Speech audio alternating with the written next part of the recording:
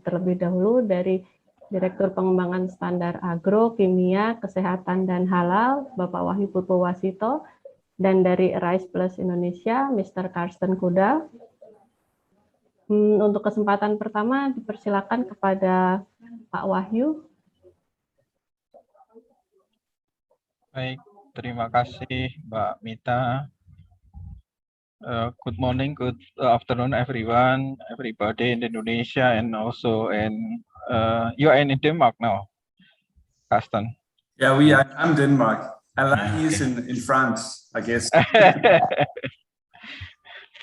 So, selamat siang Bapak Ibu. Hari ini kita akan mendengarkan atau mengikuti workshop tentang food standard and food regulation, Bapak Ibu. Kenapa diadakannya food workshop ini, Bapak Ibu? Lanjut saja, Mbak Mita. Jadi ini merupakan bagian dari kegiatan Rice Plus yang masuk ke dalam area prioritas, Bapak Ibu. Rice Plus ini dikerjakan atau proyek ini dilakukan dalam jangka waktu 4 tahun, Bapak Ibu, mulai dari 5 tahun ya, mulai dari 2019 sampai 2023 dengan 4 priority area. Kali ini kita masuk ke atau kita mendalami atau ikut dalam priority area 3 yang membahas tentang ekspor quality infrastruktur, di mana mencakup tentang standar, conformity assessment, metrologi, serta market surveillance.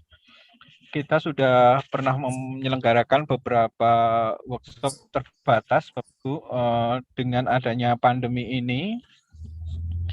Itu malah menjadi blessing buat kita, Bapak Ibu, karena dengan ini menjadi jangkauan dari workshop ini atau jangkauan dari program ini menjadi lebih banyak yang bisa ikut serta, lebih banyak yang bisa tahu, meskipun perlu mungkin nanti di dalam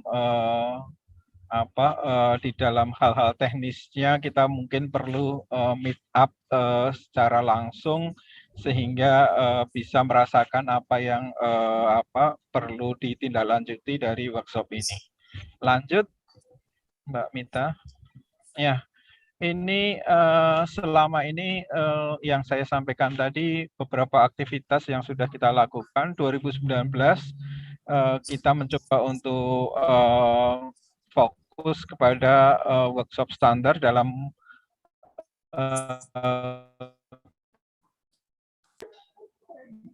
tapi kan nggak mungkin kamu bisa cek apa kerangka untuk memperbaiki atau 2020 kita masuk ke dalam workshop standarisasi dan regulasi yang ada di EU, karena memang kita ingin tujuannya adalah untuk ekspor, Bapak Ibu.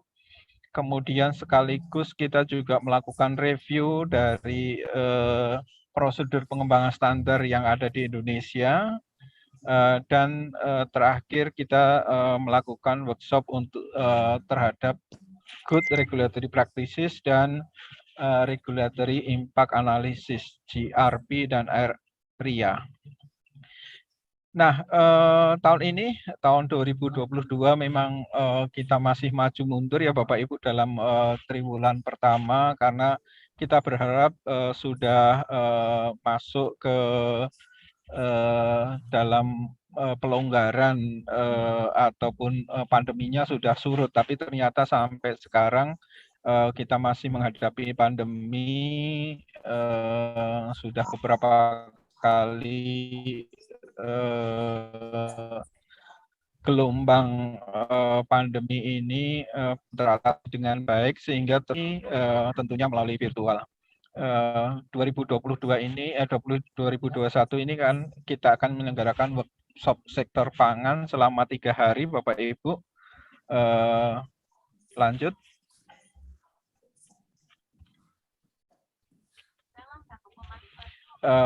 ini kita akan selenggarakan tanggal 16, 18, dan 23 November. Pada hari pertama itu kita akan membahas tentang food safety di Indonesia maupun di EU, peran standar dan regulasi. Kita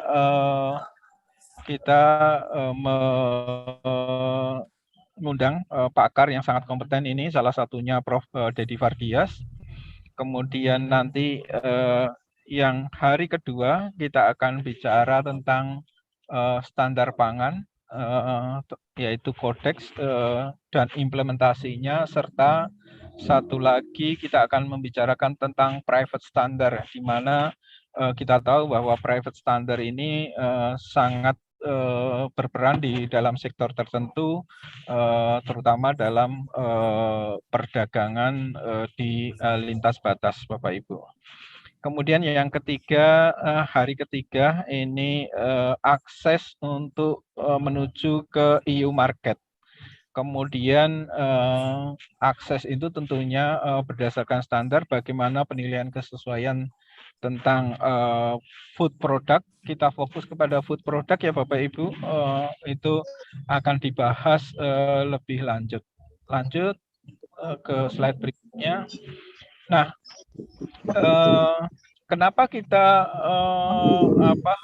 mendorong tentang adanya standar ini untuk dibahas dalam workshop ini? Karena kita tahu dari berdasarkan publikasi yang ada di ISO itu, standar itu mempunyai nilai ataupun mempunyai peran penting dalam trade policy, kemudian dalam technical regulation maupun legislasi secara keseluruhan. Tentunya di dalam standar sendiri ini utamanya adalah perlindungan konsumen dan lingkungan.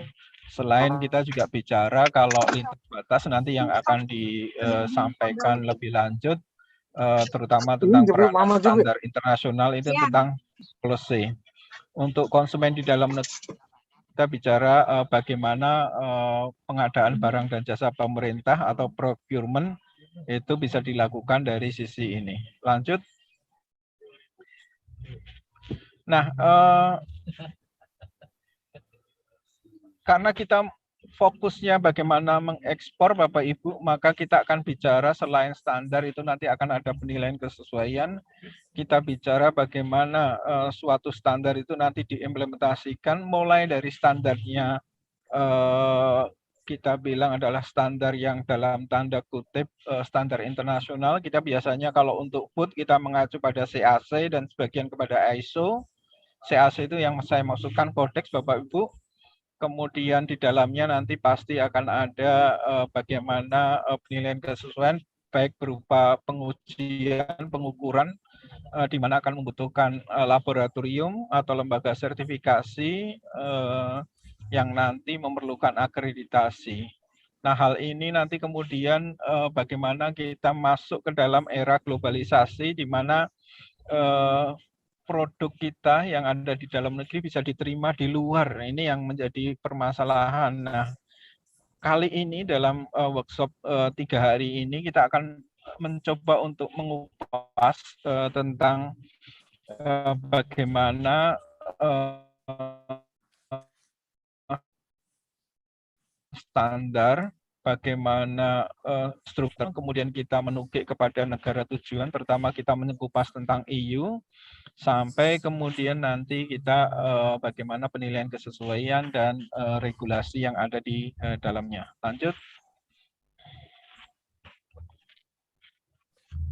Nah, ini kalau kita bicara pengaruh standar kepada ekonomi, Section ISO waktu itu yang namanya Rob Steele tahun 2013 dalam forum CEO dari National Standardization Body itu menyampaikan bahwa peran standar itu dia mengambil contoh kalau di Perancis itu standar menyumbang sekitar 25% dari pertumbuhan GDP pada tahun 2009. Di Inggris ini kontribusi standar terhadap pertumbuhan produktivitas kerja sekitar 13%. Di Kanada peningkatan GDP signifikan ketika penerapan standar dilakukan dibanding dengan periode 1981 sampai dengan 2004.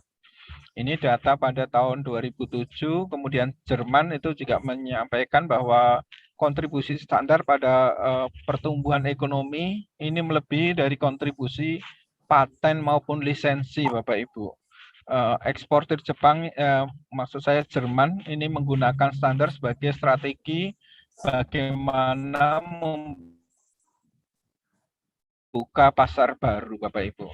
Kita lihat di sebelah kanan ini standar itu sekitar 20% mempunyai sharing dalam pertumbuhan ekonomi atau economic growth, 50% dari pada capital, sampai dengan mempunyai peran 150% lebih daripada license dan paten.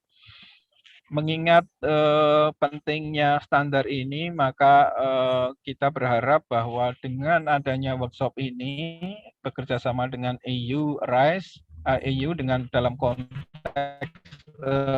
EU RISE ini, kami berharap Bapak Ibu yang ikut dalam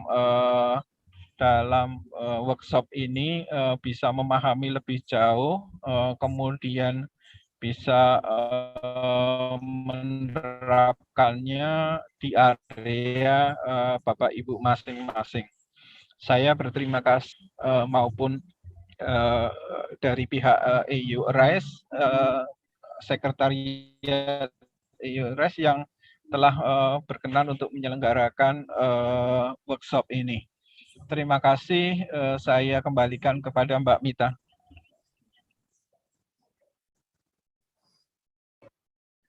Baik, terima kasih Pak Wahyu untuk opening-nya.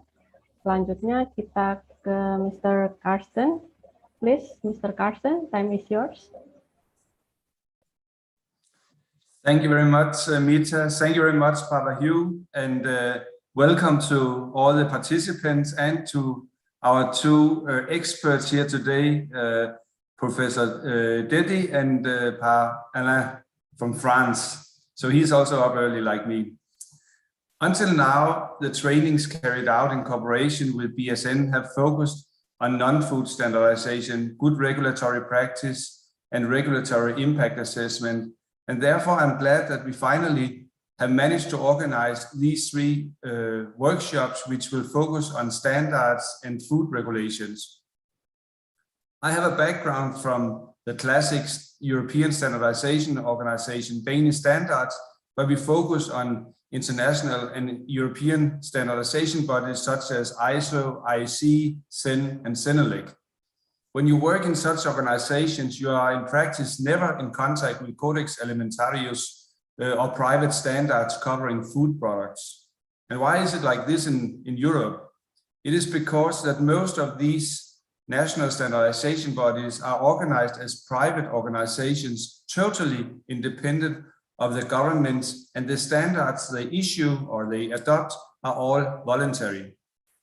Since it is the governments, also in Europe, which are responsible for the food safety regulation, it is typically the Ministry of Food or an agency under the ministry which is responsible, or the national representative in the development of Codex Alimentarius standards and all the food regulation. And standards, these standards are often used as references for food regulations. Outside Europe, also in Indonesia, the national standards body is more integrated into the ministry. Therefore, it is natural that the food standardization is coordinated from the national standards body, but of course in close cooperation with the relevant line ministry or agency.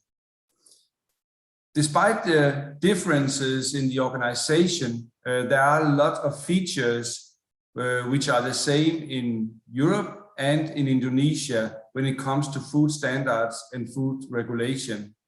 And the purpose of these three webinars or workshops is to put light on how food regulation system works in Europe and in Indonesia. Hopefully it'll make it clear to you and make it possible to you to compare the two systems. There are lots of things which are different, but there are for sure also a lot of things which are more or less the same, perhaps with different approaches, but with the same overall purpose, namely to ensure the food safety for the consumers. To conduct these two workshops, we have engaged Professor Detti from Bogor, local and very used expert under Arise Plus, and Par Alain from France, who is also very experienced in this field. I will not make my speech long. I just wish you all a very successful workshop here today and the 2 other days we have scheduled for this workshop, and wish you all the best. Unfortunately, I cannot participate more than only here in the very beginning because I have an appointment. I'm going to Indonesia and I have some eye issues which will be looked at. So I wish you all the best with this workshop, and I give the floor back to Mita. Thank you. Okay, thank you, Karsten. Selanjutnya kita masuk ke substansi workshop. Dipersilakan kepada Prof. Dedi dan Mr. Allen untuk mengisi workshop ini. Terima kasih. Mr. Allen, first.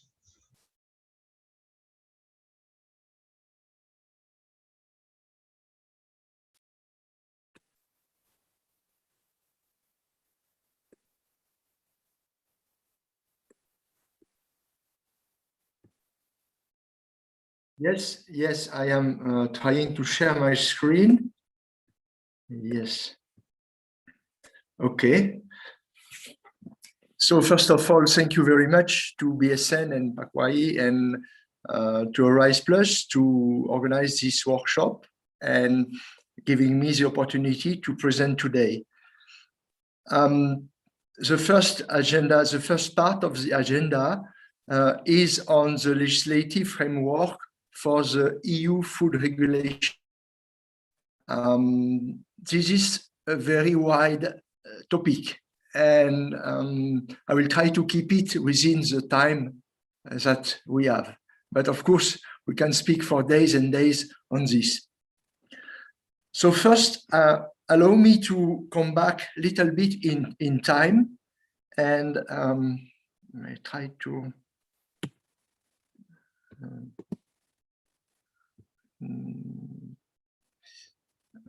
I'm trying to get the slides running. Yes, okay. So why I would like to speak a little bit about the building of Europe, because when we come to the regulatory framework for food safety, it's important to understand what is possible and what is not possible in Europe. And this has come from the history of Europe. Europe started in 1952 as a community on trading coal and steel. And the meaning was that by trading together coal and steel, it would be more difficult for one state to monopolize resource and build guns or boats. And so there would be less war. That was after the Second World War. And gradually this economic exchange led to a higher political agenda. And in 1957, the Treaty of Rome created 3 communities: the European Economic Community, the Custom Union, and the European Atomic Energy Community. And so the trade exchange and trade cooperation was greatly enhanced until 1967, where there was a merger treaty, and all the 3 previous communities were blended into a single set, which was called the European Communities. And under the European Communities, each country was still autonomous and had their own rules and laws, but the economic cooperation and financial cooperation increased sharply, to the point where in 1992, about 25 years later, European countries decided to create a union. And the Maastricht Treaty created the European Union as a political and economic union with the ambition to act as one.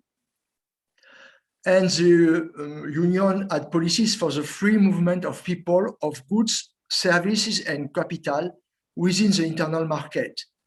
So this was the very important foundation and political will to have a free movement of good people, service, and capital, because this required, as BSN representative told earlier, this required standardized system of law and of common standards and rules and procedures.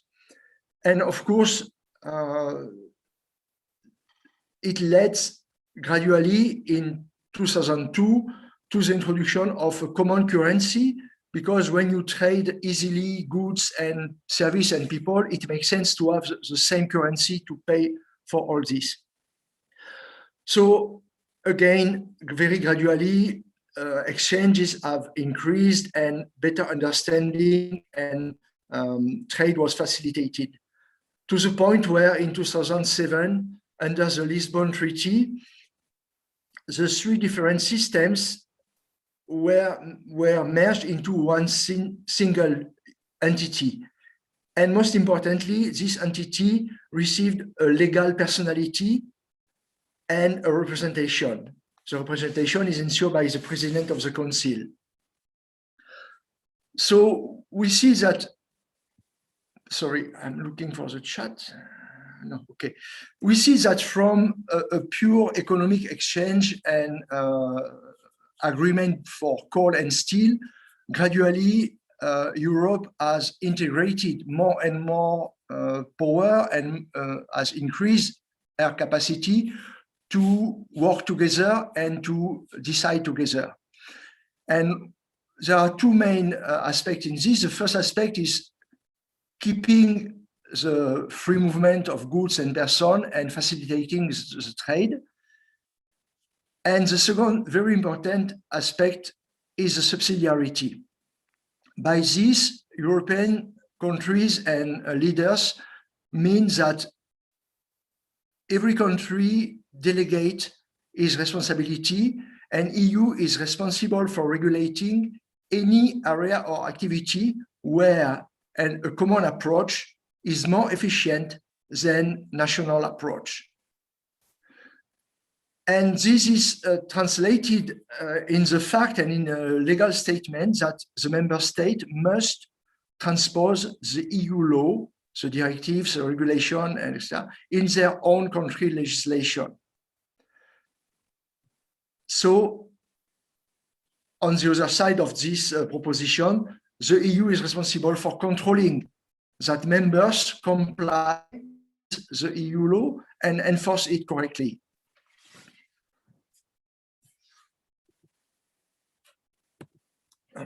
Try to get the slides, but okay. What is the European Union now? As you see, we have an institutional triangle with the Parliament. The Parliament represents all the European people, and the Council of the European Union, which represent all the leaders, the ministries, the head of government, so that's the two levels of the representation of the population and the members. And we have the European Commission that, as many people know, is a technical body which is in charge of the administrative work and technical work, propose and draft the legislative proposal, commission studies, and lots of other work. why I am presenting this slide is it's important to understand that the legislative power are not vested in the Commission. The Commission is a technical body which can prepare or which can implement legislation, but it's the European Parliament and the Council who can pass the legislation. At some point of the legislative process, the Parliament or the Council can delegate their power to pass legislation to the European Commission. So this is why it's very confusing or very detailed. When you look at the EU legislative corpus, there are many kinds of documents. We have directives, we have communication, we have decision, we have regulation of the Council, regulation of the Commission. Yes, because all these three institutions can prepare and adopt legislation, each at their own level. So the legislative principle in the EU, the legislative principle in the EU include the free movement of goods.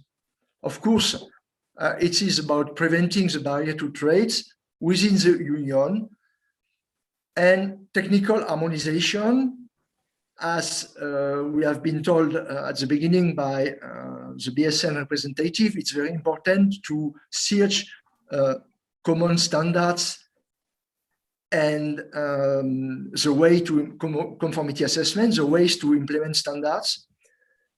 Mutual recognition is also a principle that the EU tries to promote and utilize as much as possible. And of course, there is a strong policy on the external trade aspect, is to encourage partners to adopt the EU practices or practices that are similar or compatible with the EU principle. So, sorry.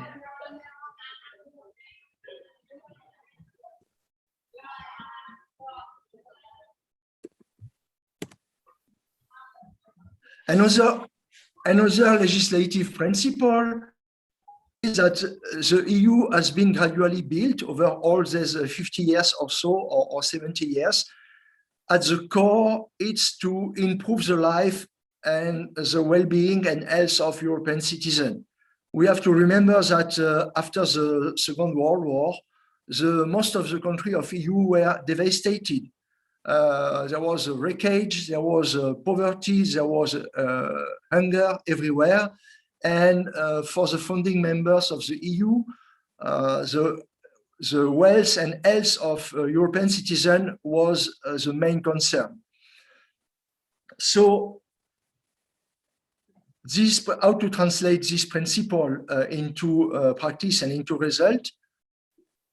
EU has adopted legislation, and the regulatory work is based on policy objectives, and especially specifically for food safety, on the precautionary principle, the use of risk-based and targeted approaches, and transparency and consultation.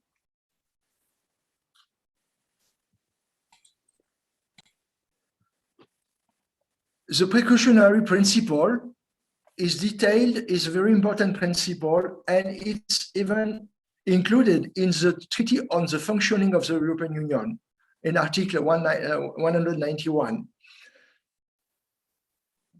And this is important because, for example, this precautionary principle was not evident for many other countries in the world. You have especially a country like America, or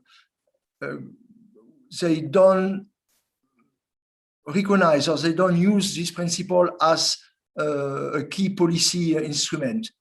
Nevertheless, with the EU adopting this principle, later on, it has also been included in the WTO agreements.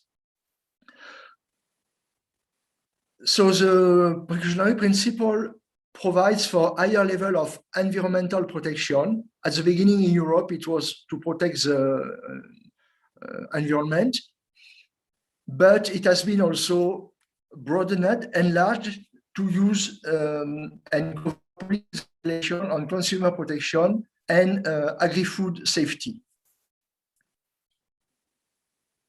So this is this is a principle which is embedded and very important for EU food safety regulations.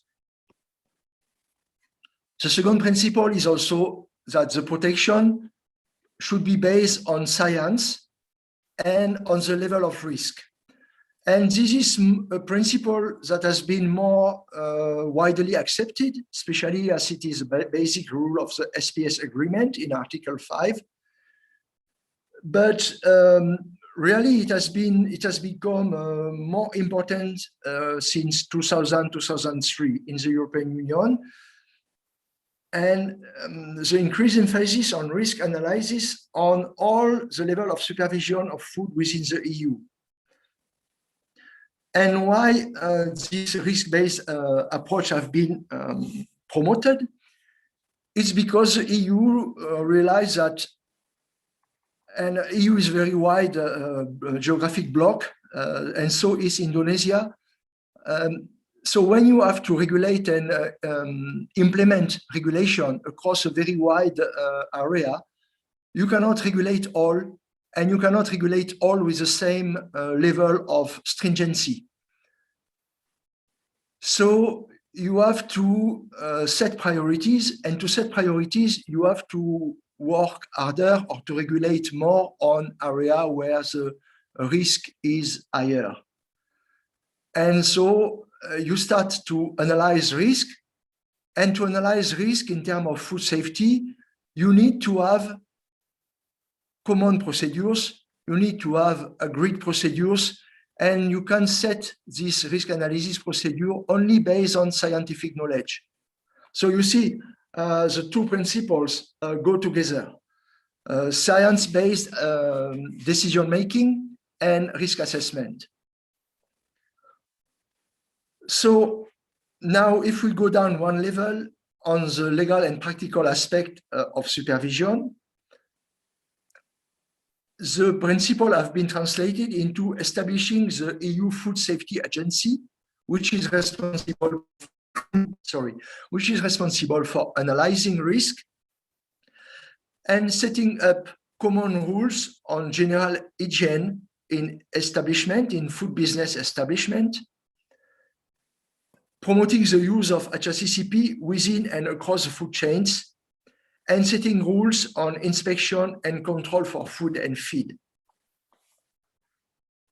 These are very high-level decisions which have been useful to organize the way not only the EU, but all the member states would approach food safety and implement food safety in their countries.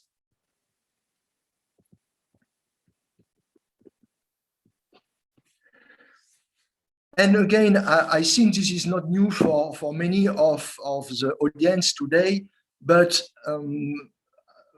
about at the same time in the 90s and yeah, up to the end of the century, 2000, the need to have a whole supply chain approach has become very present in the EU and also worldwide.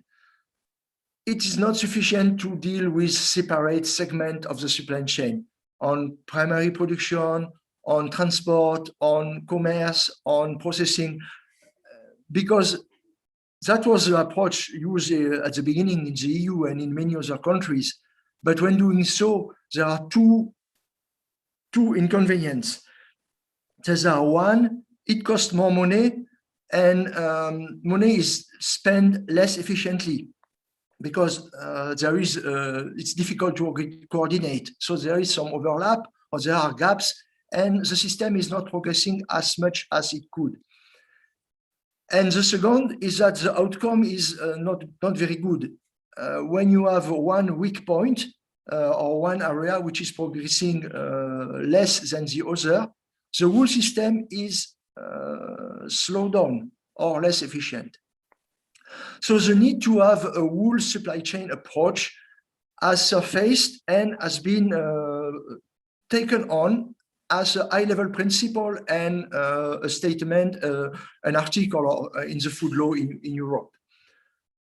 So it requests the EU and member states that their regulatory scope cover all the food and feed business from primary producer to retailer and caterers. And there is no specific regulation for one subsector or the other. And the second aspect, which is also very important in the legislative principle for the food safety in the EU, is that operators at each step are responsible for the sanitary condition of their facility and for the food safety of their output. And this is also important for us now, for the EU. It become very familiar. We are very familiar with this. It's not so in many countries in the world. In many countries in the world, the legislation is done so that the government is responsible to ensure the food safety and the result in food safety. And this is not the case. In EU, the law of each member state requires anybody which is involved in handling food from the primary sector to the restaurant to be responsible and to comply with the regulation. That's a prerequisite. You cannot escape.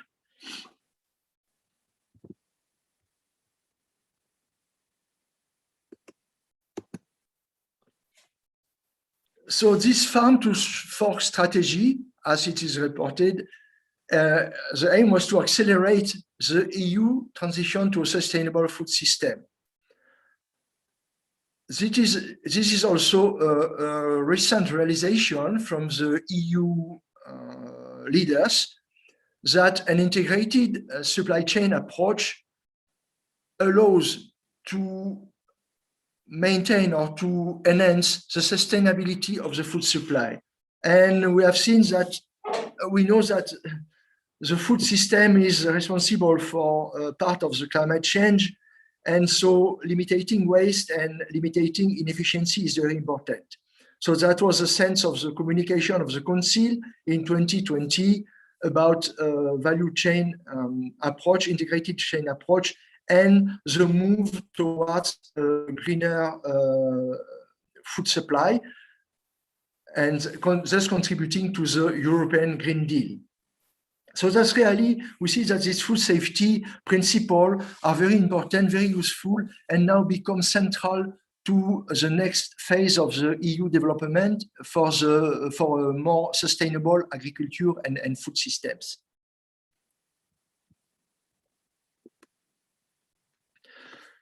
Another legislative principle, which is very important and that is already in place in many countries, not only in Europe, of course, traceability.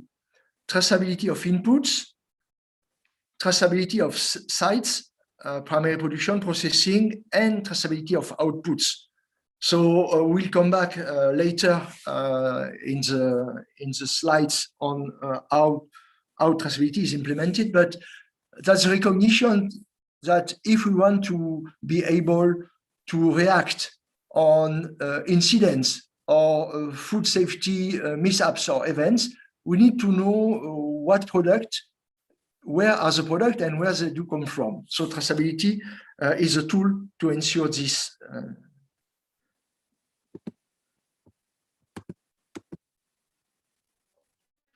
So in summary, we see that the EU institution and the general principle for legislation are translated in law and regulation based on the scientific advice provided by the European Food Safety Agency. And then the third level, once the law and regulation are in place, it's the implementation.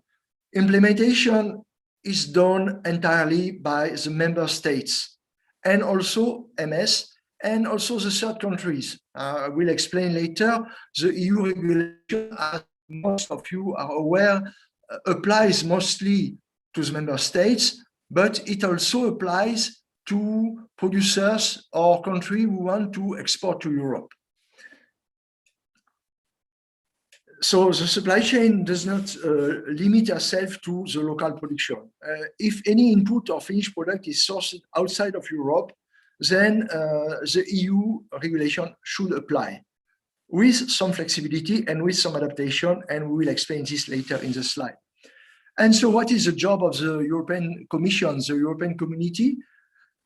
Their job is to organize the system and supervise, and to make sure that all the member states and the third countries and the trade partners understand the system, implement it to their level and based on the agreements that we have, and also importantly, share information on the way they implement, share information on the results. So this is how the legislative framework and food safety system is organized in the EU. So now we will go a little bit more in the detail on the text and the different legislations that organize these main functions. First of all, just a little side slide and the difference between the directives and regulations. The directive is less demanding than a regulation. The directive usually is done by the council or and it's giving a long-term or mid-term goal. It sets the aims and it states some requirements and concrete results that must be achieved in every member state. So the directive by the council is applicable to all member states, but these countries have the choice on their ways to achieve the targets.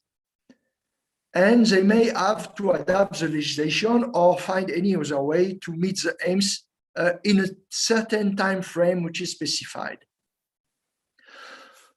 The EU regulation or the Commission regulation, for that matter, it's different. It's a legal text which has an immediate effect and legal effect on all the member states.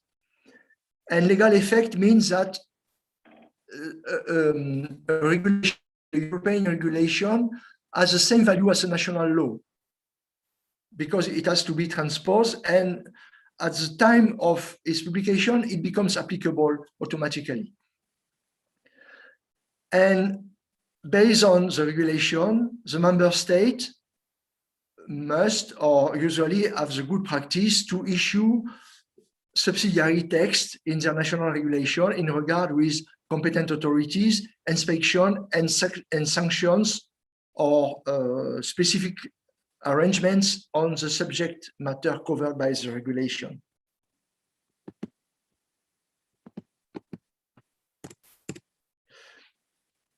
So this EU food safety legislative framework is very broad.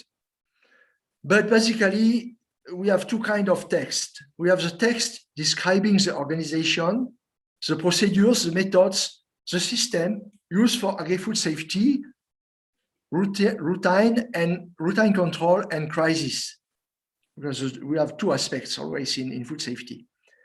And then we have the text detailing the measures to address the main risk, such as chemical, biologicals, and for example, we may have indication of contents or process for specific group of products,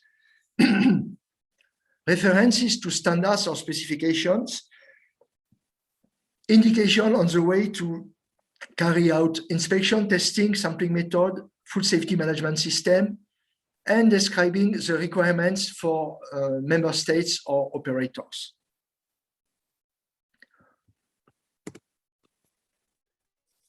So the core of the EU food safety legislative framework is the food law and what was called the hygiene package, which is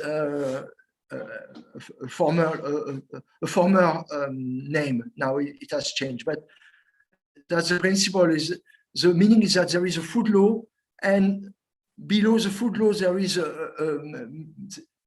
several different texts which go into the details. The food law is a regulation of the Commission. EC means Commission 178 of 2002. Basically, there is no technical detail in the food law. It's all about definitions, principles. It again explains the principle which I have mentioned earlier. The system, who is doing what, the creation in particular of the Food Safety Agency, the split on responsibility between risk assessment and risk management, the responsibility of food business operator, the requirement on traceability. The food law, this regulation 178, only describes the system and the procedure and the way the things should be organized. So based on this, below we have different application texts, mainly regulations, meaning that they have been decided by the EC and become enforceable in all member states. The former hygiene package regulation, the EU regulation regulation from the Council and the Parliament 2017-625. This one is very important. We'll see why later. The regulation from the Commission 852 and 53, especially on hygiene and food safety in food business establishment, and the regulation of the EU 2016-429 on animal health. We'll come to the detail later on. There are several dozens of other application texts, and each text has been modified, corrected, and there are also interpretation and complements and guide to implement the EU food legislation. In a nutshell, this is how the legislative framework stands now. We have the food law, the regulation of the Commission 178/2002, the regulation 2017-625. This one is very important because it describes the way the EU will organize and supervise official controls. So it's in great details, and I will present it later on. And so we have the other blocks or the other domains. The food hygiene package. This one is for food business establishment. Basically, it has not changed much since 2004, and we'll see that it has been aligned with international practice. And we have then the regulation 2016-429, which is dubbed animal health law, but it's about animal health and well-being and animal products, food safety. And similarly, plant health law, which is on plant biosecurity and food safety on food of plant origin.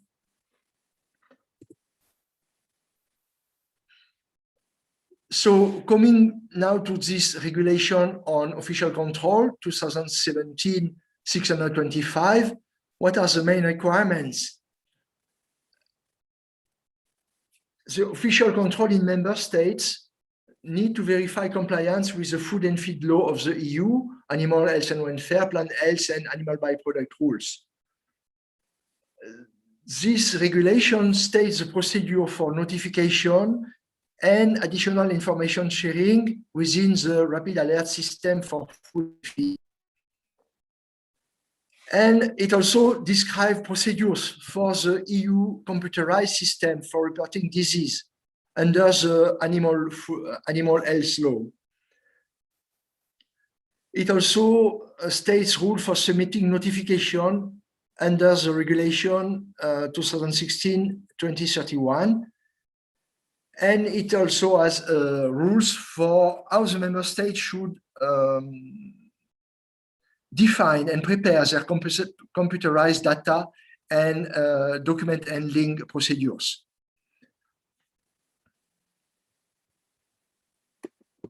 Oh, sorry. Other requirements are, of course, a reminder on how to organize risk-based control and the fact that the controls should be unannounced, preferably. It has articles on animal welfare during their breeding and during before slaughtering. It also states the creation of the EU Reference Center for Animal Welfare. It has a large part on how the member states and the EU should cooperate and exchange information. And recently, focus is done into the integration of information management system with the new IMSOC framework. We will explain later on what is the IMSOC. And again, reminders on transparency, how the official control should work and how they should report on their result and their work plan. And also, very importantly, it's about financing. There are statements, and remember, this is a regulation, so the regulation is enforceable by all member states. So the regulation states that a certain amount and a certain proportion of the country state resource based on certain criteria shall be provisioned and shall be allocated for official controls.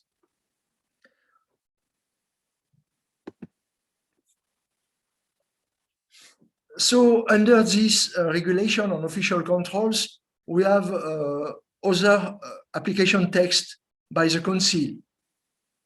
The Council Directive on Protection of Animal, Council Directive on Minimum Standard for Protection of Laying Hens, Council Regulation on the Protection of Animal during the transport of animal at the time of killing, and minimum standard for the protection of chicken kept for meat, calves, and pigs. Basically.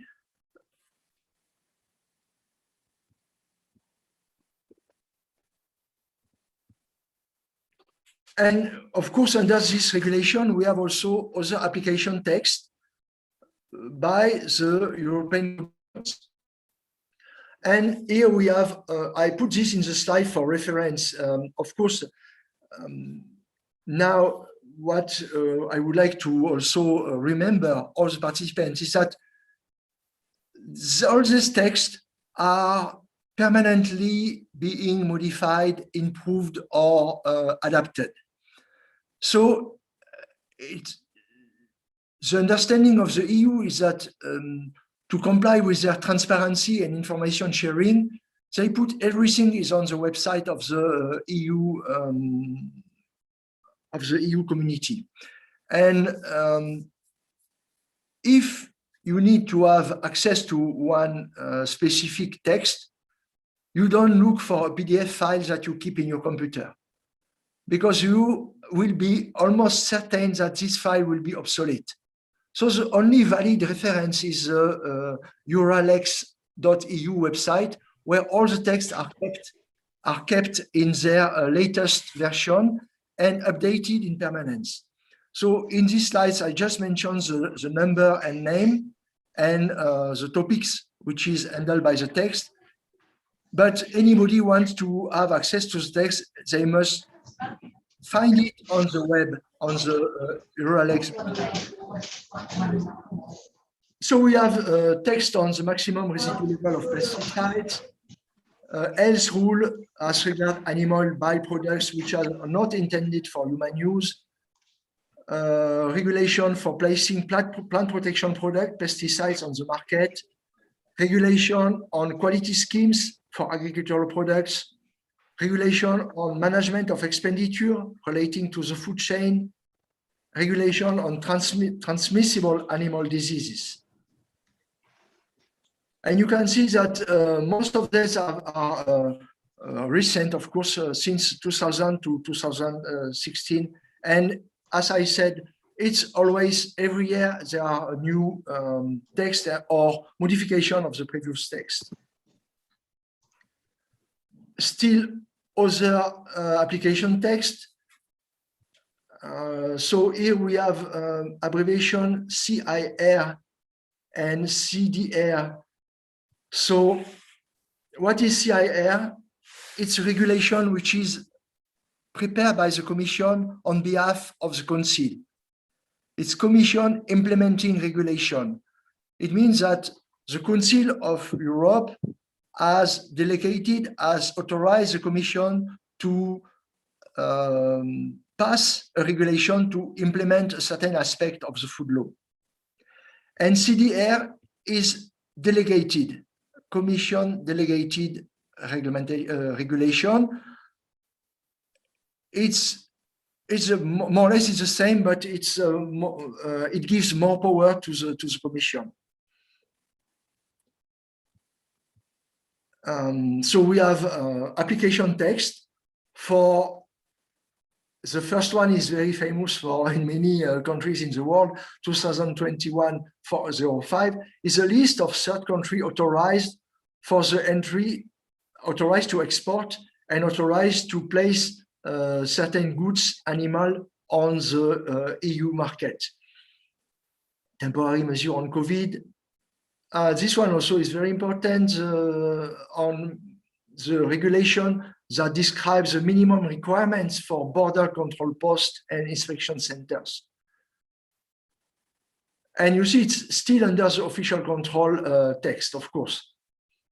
And this one also is very important on specific training requirement for staff at border control posts.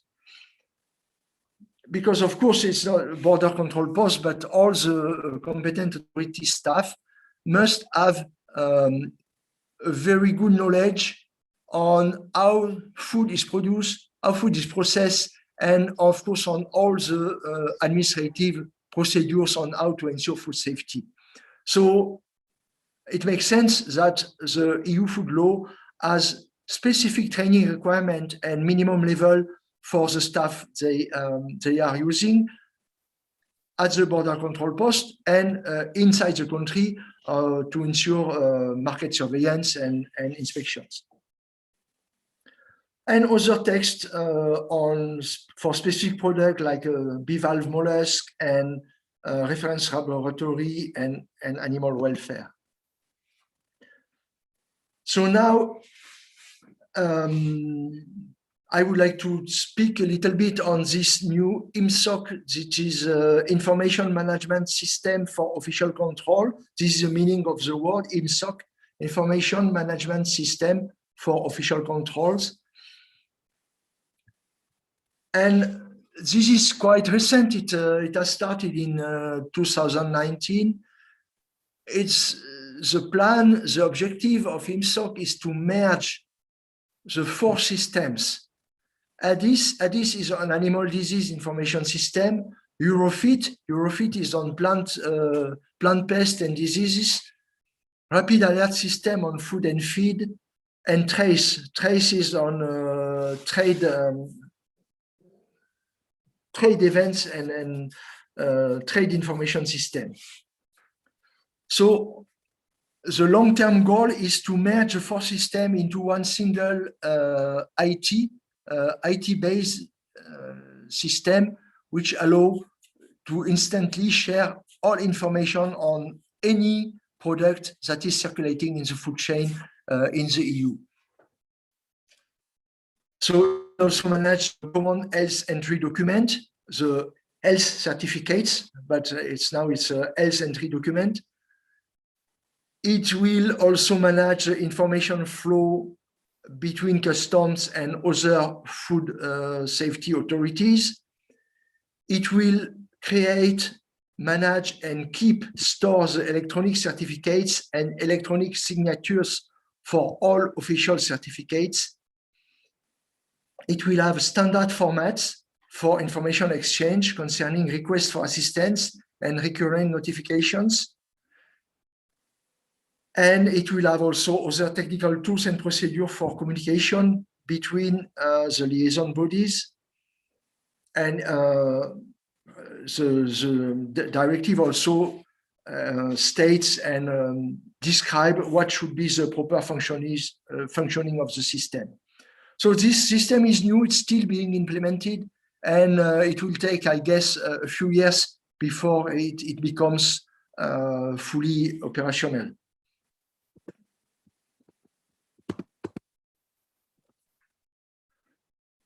So now I come back to the other block. That was the previous slides were on the official controls. Now we come to the detail on the technical text regulation on food, animal health, and plant health law. So first, food safety law, the food safety regulation 852 and 853 of 2004. They cover the hygiene of foodstuff and specific hygiene rules for the animal of food origin. Basically, what do they say? There's regulation. Simply, its HACCP is required in the EU since 2006, since after 2 years after the publication of the regulation. HACCP must be implemented by the food business operators. But just before this, HACCP here is meant, and there is no direct reference to Codex, but it's described in the text, and you can see that the description is word for word the description of the Codex HACCP. While the HACCP must be adopted by all business operators, there is no requirement for certification. The EU does not oblige operators to be certified for HACCP.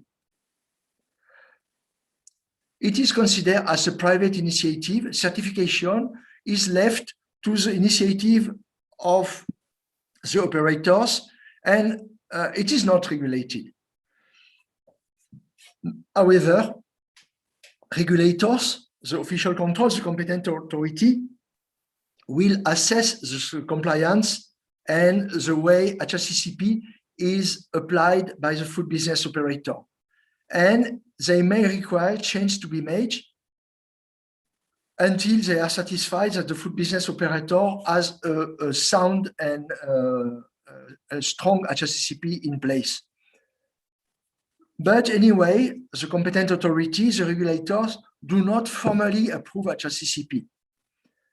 Okay, so this is something very important because in several countries, the government has the idea that, okay, we will enforce, we will oblige people to have HACCP and we will approve them. But for the EU, this is a slightly different approach. It's not like a policeman that comes and say, okay, you must comply with HACCP. It's rather that the EU's official controls are organized in a way to entice, to facilitate, and to foster the use of HACCP. Some authority, based on the approach of risk, of course, will facilitate and will advise the food business operator to perform better and to improve their food safety. Of course, for high-risk business and where the risk is very high, the official controls competent authority will be more severe and more demanding in their requirement. But for many other food business, their role is more like provide advice and guidance and to help the food business to perform better and to implement better the food safety regulations. So that's why there is no formal approval or there is no certification requested, because the role of official control is not to give a recognition or like this, but the role is to make sure that the HACCP or food safety system in the food business are understood, are applied, and are efficient. And this is also very important because the role of official control is not a transactional role. Let me explain a little bit. And it's very important because there is lots of confusion in this in the mind of food business operator everywhere in the world. When you want to sell product to another party, like a supermarket store or restaurant or on a market or whoever, you need to demonstrate that your product has certain quality and food safety level.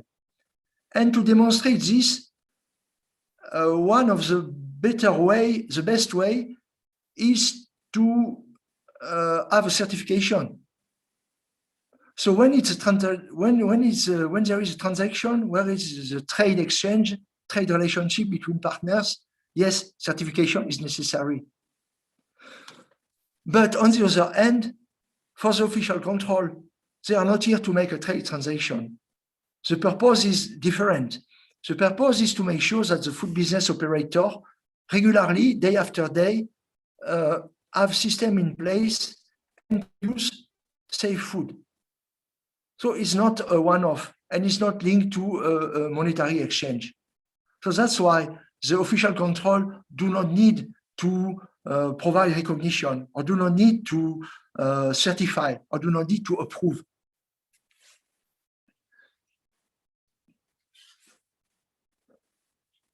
Okay, so this is for the food safety in establishments, and we have also biological safety. So biological is all what is related to hygiene, but bacterial and virus. So different application text from the communication on microbial resistance, recommendation by the EC on prudent use of antimicrobial agent, communication again on antimicrobial resistance, action plan. But most important is the regulation of the Commission 2013 of 2005, microbiological criteria on food. So this text is very, very important, of course. Basically, this is the only standards, this is the only food standards that you will find in the EU regulation corpus. It describes for each group of food the level of contamination which is acceptable, but much more than this, it describes also the way the contamination must be assessed, the tools, and many other things. So that's a very important text to be knowledgeable, not only for the exporter, but on the way the official control and the microbiological risk can be regulated and can be managed.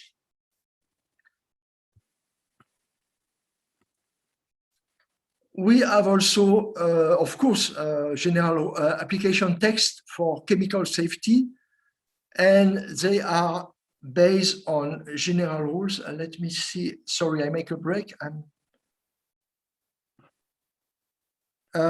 Yeah, sorry. I see that we have lots of a few chat requests. I am not in a position to handle this online, but I'm will address all the requests on the chat separately or after the presentation. Thank you. Let me continue the slides because I realize that the time is running and I don't want to draw too long on. So on chemical safety, we have general rules and we have specific application text, which will be seen in the next slides.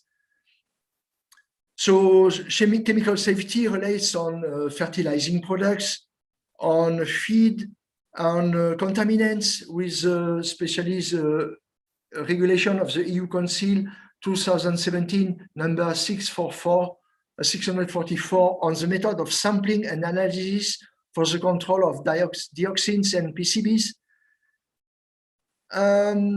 Also the similar principle, the Commission has described in great detail in a regulation numbers 333, the method of sampling and analysis of the level of trace element and processing contaminants.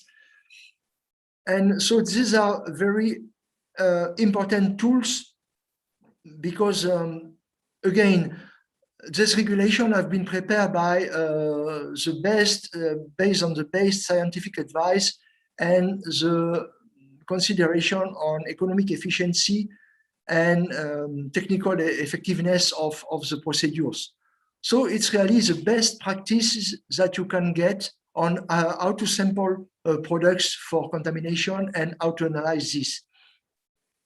And it's available for free. I mean, it's fully described in the text, in the annex, and how to proceed and how to implement and how to use these tools. So it's really an excellent source of technical and professional information. That's why regulation is not something which is abstract and it's very detailed. It's a EU regulation, but it gives a full tools and very powerful tools for the country to implement.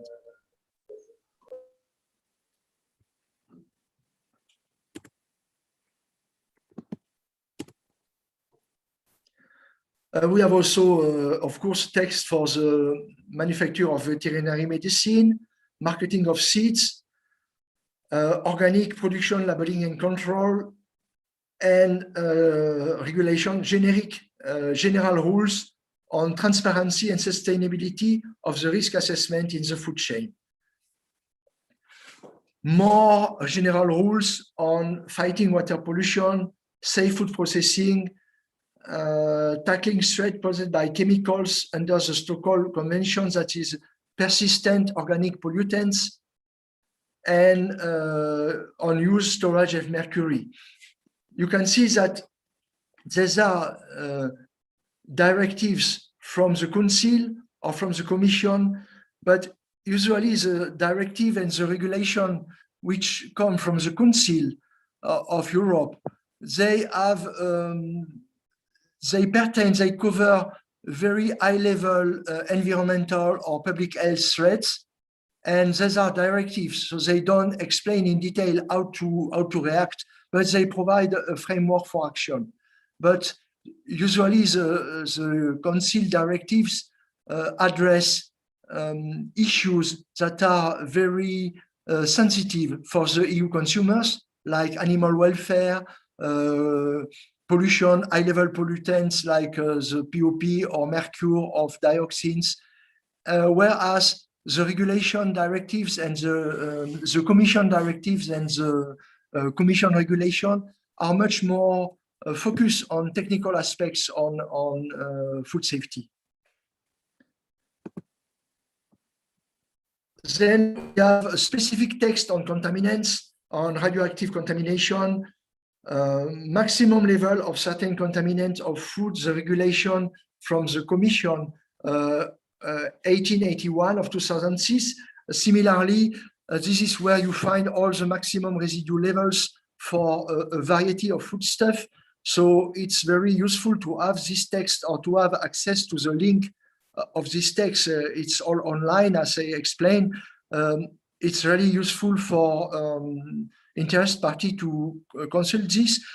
When we look at this maximum residue level in this regulation, there is no reference to the Codex, but most, I not say all, but I would say at least 80% are aligned with the Codex, with the residue level which are stated in the Codex. And I will explain this later today in the presentation on the Codex. So I can move ahead at this stage. Okay, and this one, the technical. On contaminants, yes, we have lots of text that explain how to minimize the negative impacts on contaminants, text concerning specific contaminants like acrylamide, text on undesirable substance in animal feed, text for prohibiting the use of hormone or specific hormones to farm animal, a text on the somatotrophin, which is a growth hormone that was used before 2000. And We have also very, very heavy legislation and regulation on labeling, and specifically after 2003, we have a significant corpus on genetically modified organisms, GMOs, on traceability, their traceability and labeling of products. And then we have a specific product regulation on fruit juice, fruit jams, honey, and beef and wheel.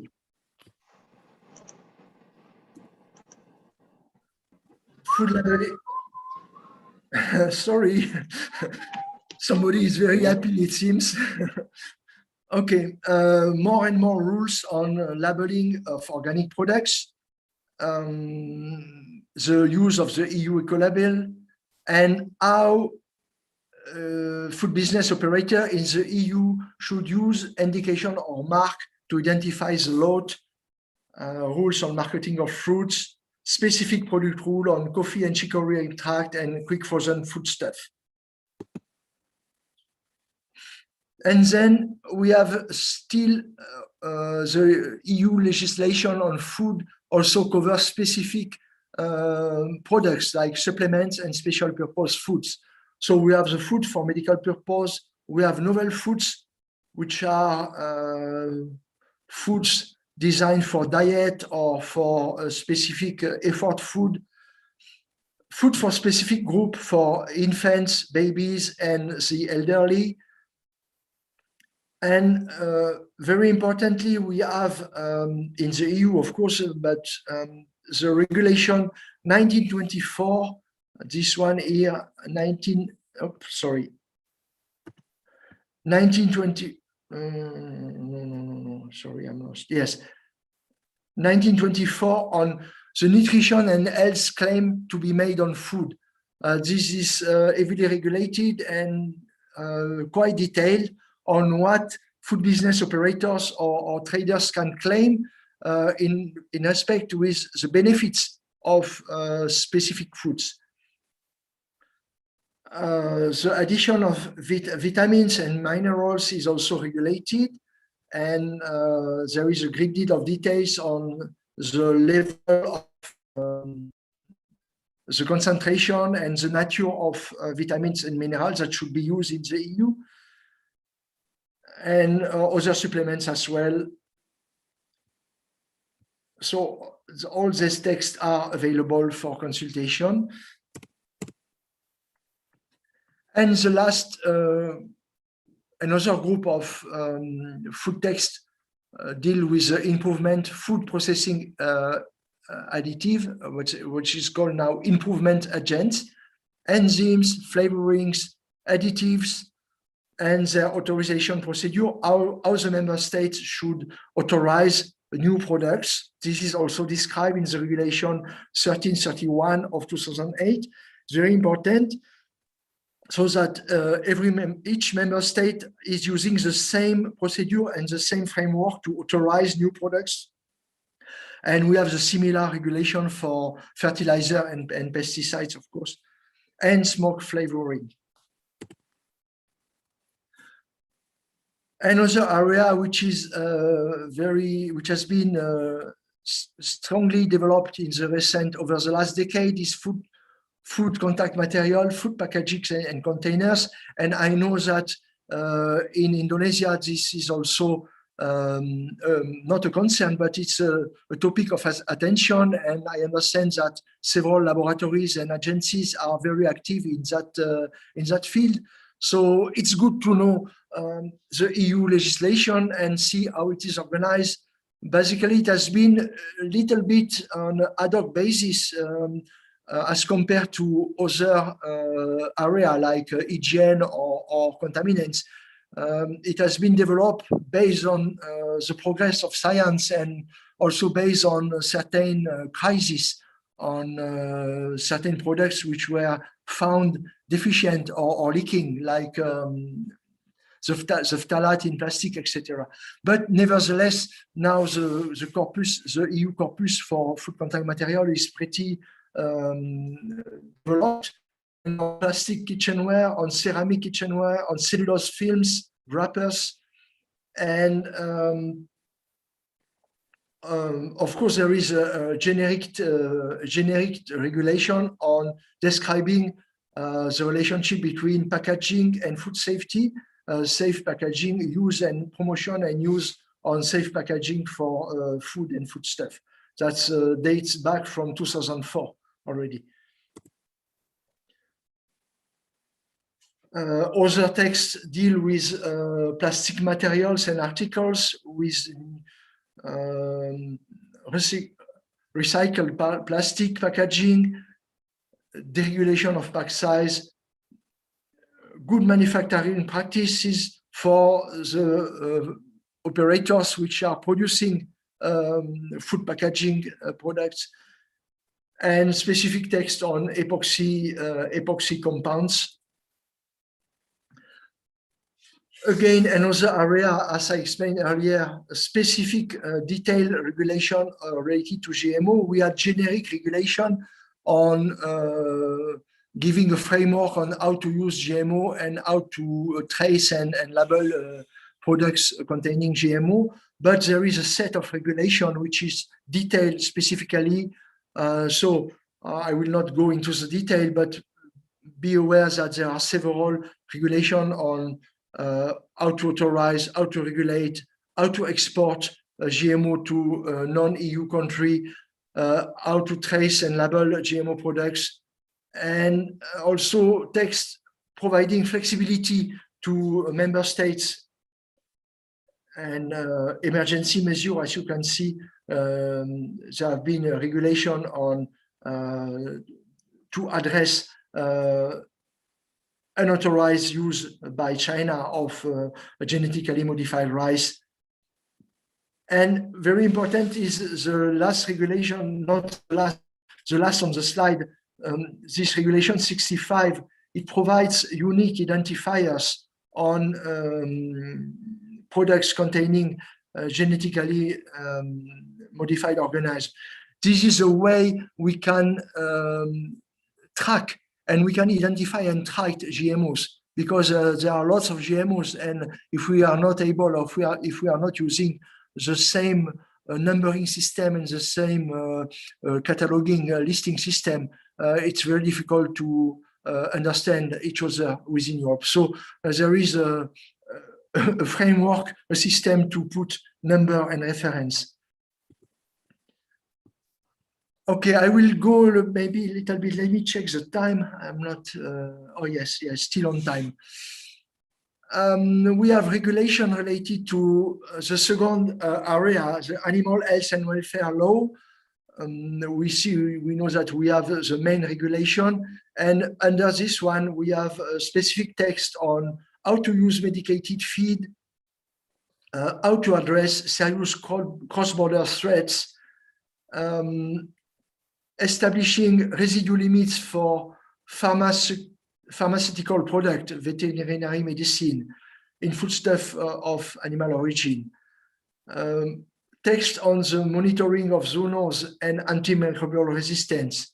Text for the control of salmonella and other. I explained, I just state here salmonella, but there are other texts for trichinellosis and brucellosis, of course, and ESB, spongine encephalopathisis, etc., etc. There are many others. And similarly, for under the plant health law, under the regulation 2016-2031, this regulation basically states as a list of quarantine and priority pests. It describes which are the pests that are recognized as such in the EU. It has provision for the plant passport and phytosanitary certificates, plant health or phytosanitary certificate. It has a requirement on pre-export certificate within the EU if the plant product will circulate in more than 2 countries, then it has to have a pre-export certificate. And it describes a rule for importing plants from third countries to the European Union. there is a Commission Implementing Directive 2072 of 2019. It replaced the list of pests which was in the Annex 1 and 2 of this regulation.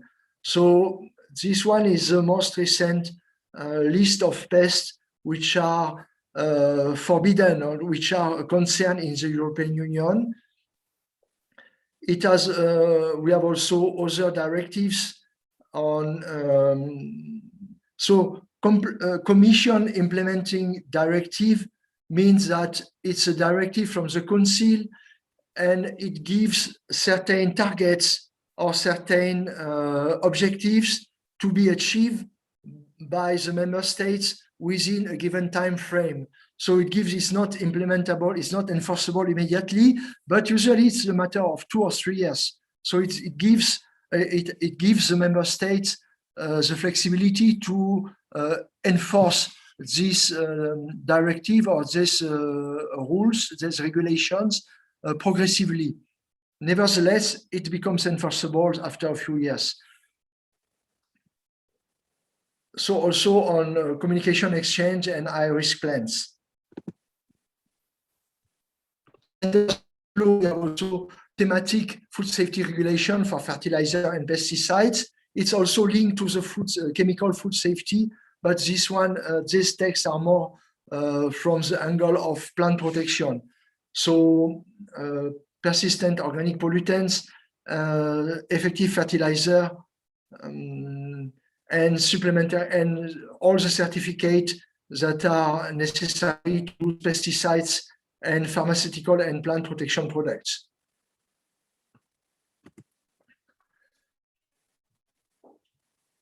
And other texts describing the safe use of insect repellents and other biocides. Disposition on the water pollutions from the agricultural nitrates, use of sewage and pesticide residue in human food and feed. Also, just to illustrate the fact that we need to, if we want to know something about this regulation, we have to access it online. This regulation, the last one on the slide, 396 of 2005, it has no less than 175 modifications since 2005. Every year there is something change, of course, because pesticides is it's always ever evolving field, and it has a dozen of corrigendum. Corrigendum is a formal modification of the text. So it's really necessary to access. Really necessary.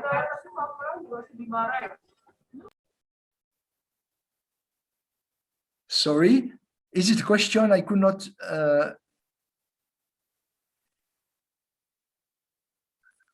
No, okay. So we can address the question later on. So now, of course, we can spend the full day and several days if I should detail all the regulatory texts related to food safety. What I've tried to give you is an oversight on how this is organized with the food law and the law on official control, and below this, 3 main areas on hygiene for food processing regulations, and on animal health and plant health. These are the 3 main domains. It's important to understand that within these domains, the regulation now covers all the food chain. There is no separation for the production or the processing or the placing on the market. And this is particularly true for the recent text, starting 2000 and 2005, 2010. It's systematic. It applies to all the food business operators. So now I would like to discuss and to present on how the food standards are used in the EU regulations. If we look at all this text in details, you will see very infrequent mention or reference of food standards. And so we can wonder why is it so? We have only the regulation EU 1025 of 2002, which provide a legal basis for the use of European standards for products and services, and identified ICT, Information and Communication Technology specification, and finance European standardization process. This does not relate much to food safety. This is a regulation explaining how the European standards can be set and used in the other regulation text. So what we mean by harmonized standards is the standards which are passed by the European standardization body, like Senelec, and so these harmonized standards are recognized in the EU as legal instrument linked to the regulation 1025. So sometimes these harmonized standards are used as proxy for compliance to technical regulation. But this is specifically true in specific fields, only a few fields actually, for IT and in the field of medical devices. In the application of food safety, there is no use of European standards. So this is one reason why we don't have much reference of food standards in the EU food safety regulation. And we have also other reason. We have separate EU food standards, but this standard concern mainly the quality of products. So when it comes to food safety, we don't have separate food standards, because food safety is addressed as a system. It's not addressed on the base on separate products. So we don't have like text standard describing, for example, in noodles, in pasta, or in processed meat, we should have this. It's addressed as a system. It's addressed with a value chain approach, and it's addressed based on the risk. So this text, this regulation cannot refer to a specific standard, and the EU has not developed separate standalone food standards. Of course, some components of the food safety system require specification or specific criteria. For example, the nature and concentration of additives, the residue limits, the analytical methods, and when this occurs, very often, these specifications, these criteria are described, are stated in the annex of the regulation. And so again, there is no separate, very often, there is no separate standard for residue limit or standard for analytical method, because either it's reference or it's described in the regulation which deal with a specific product or specific group of product. And actually, it would be impractical to develop standalone standards for the above aspects, for the components of the food safety regulation, because then if you develop a separate one regulation and a separate standard, when you need to change one, you need to change the other one. So it duplicates the effort, and it duplicates the need to monitor and to track the legal text.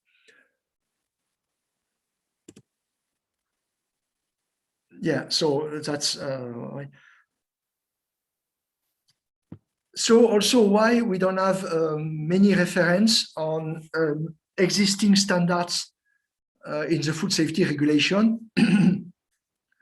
Most of the list and criteria which are included in the annex of the regulation, they are set on the advice of the European Food Safety Agency.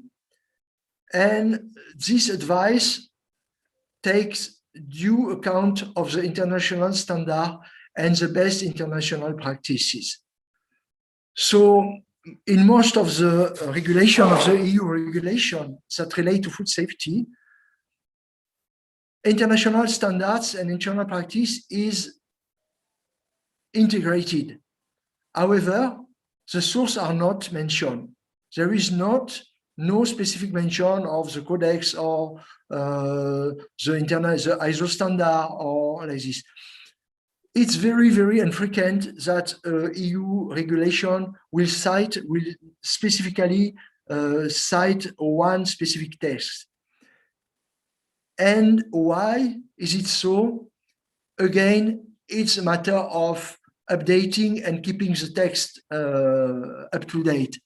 If you make a specific reference to a text, every time the text, the separate text changes, like the ISO or like this, then you need to make sure that your own regulation is updated accordingly. Or if the standard or if the specific standard is deleted or become obsolete, you need to come back to your regulation and update it. So this is why it's very infrequent, but most of the regulation mention internationally recognized methods or mention like this. So it means that the regulation take into account the international standards and best practices, and but simply does not specifically and namely refer to it. So a few extent of food standard used in regulation. Only one is reference to Community European Norms, CEN, that is the EU standardization body, reference to CEN standards in the safety of EC fertilizers. That's very specific because the EU has defined EC fertilizers. And so to define this EC fertilizer, we refer to EU standards. Reference to international standards for managing production, HACCP and GMP.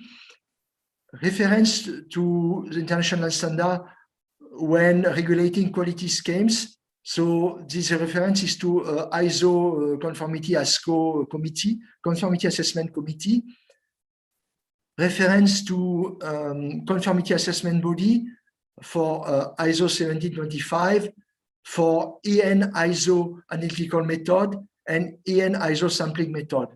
Basically, all the regulations that refer to or indicate require specific analytical and sampling method refer to EN. EN is European norms, European standard, but which have been harmonized with international ISO standards.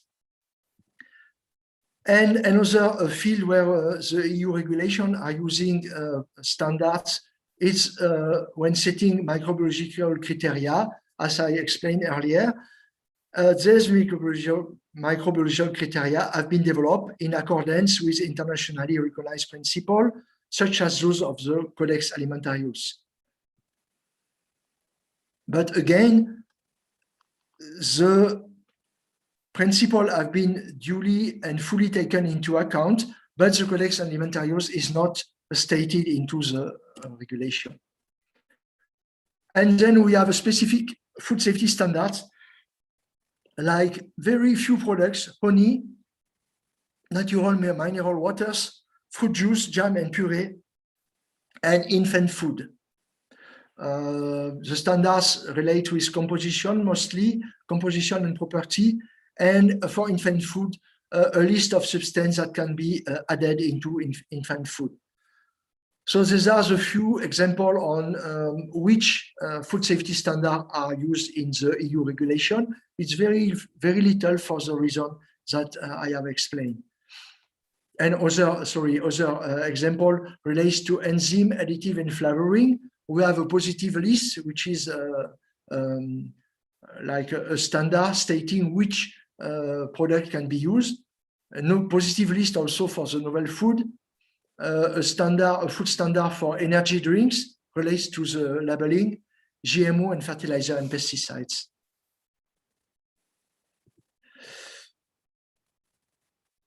I am well aware that this presentation is a bit dense and can be overwhelming. In conclusion, I would like to indicate that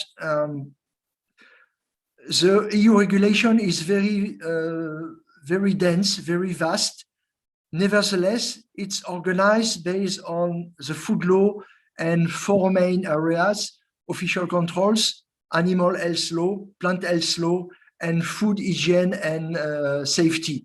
With food hygiene and safety, with HACCP and contamination as the main topics.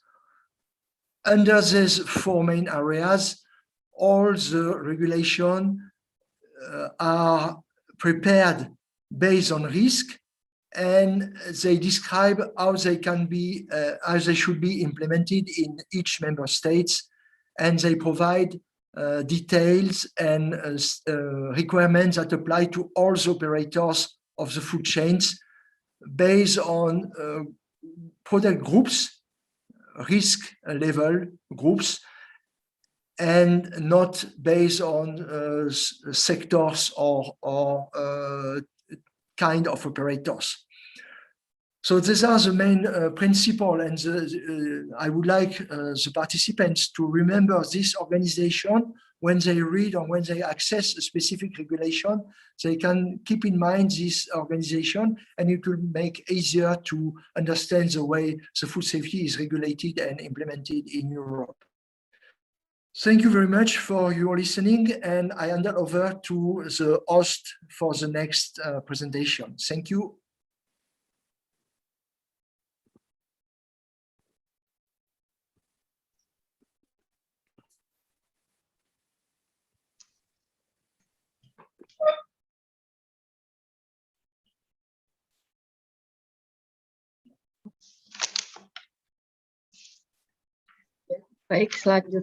Baik, selanjutnya kita akan mendengarkan paparan dari Prof. Dedi. Setelah itu baru dilanjutkan sesi diskusi. Silakan Prof. Dedi. Baik, Mbak Widi. Assalamualaikum warahmatullahi wabarakatuh. Salam sehat untuk semuanya.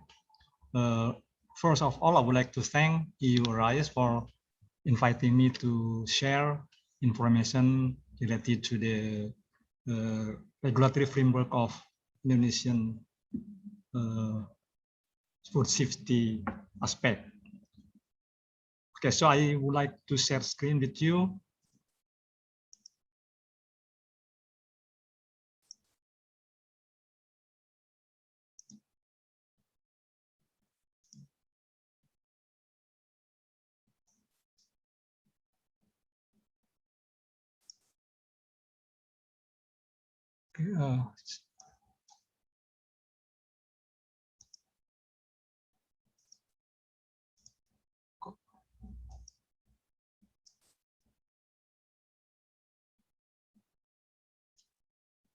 Sebentar, saya ini ada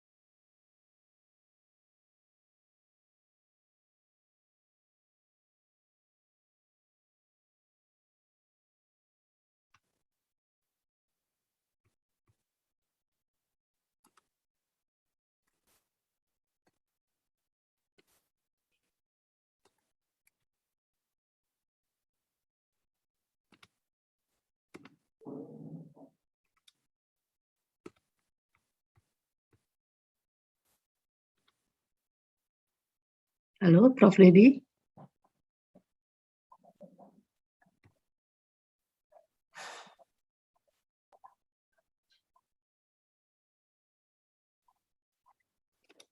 Sepertinya terlempar ya, Prof. Dedi.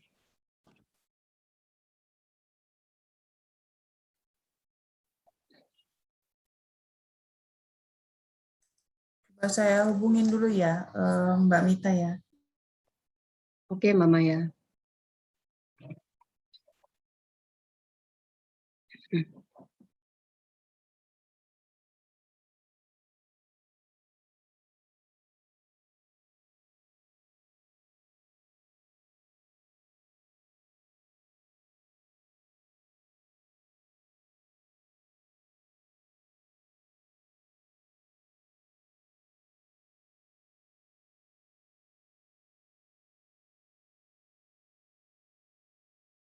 Sudah masuk lagi Mbak, kayaknya Mbak, saya sudah admit.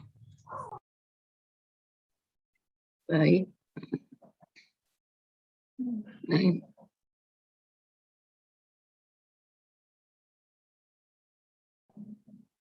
ya, ini sedang connecting sepertinya. Halo, Prof. Dedi.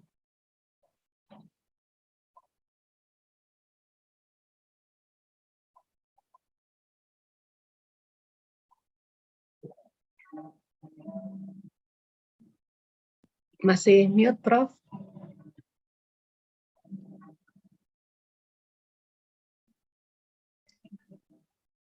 Oke, kelihatan? Oke ya. Iya, Pak. Iya. Screen-nya udah kelihatan, screen-nya belum? Belum, Prof. Oh, belum. Oke, nanti. Ini aneh ini. Oh, tadi.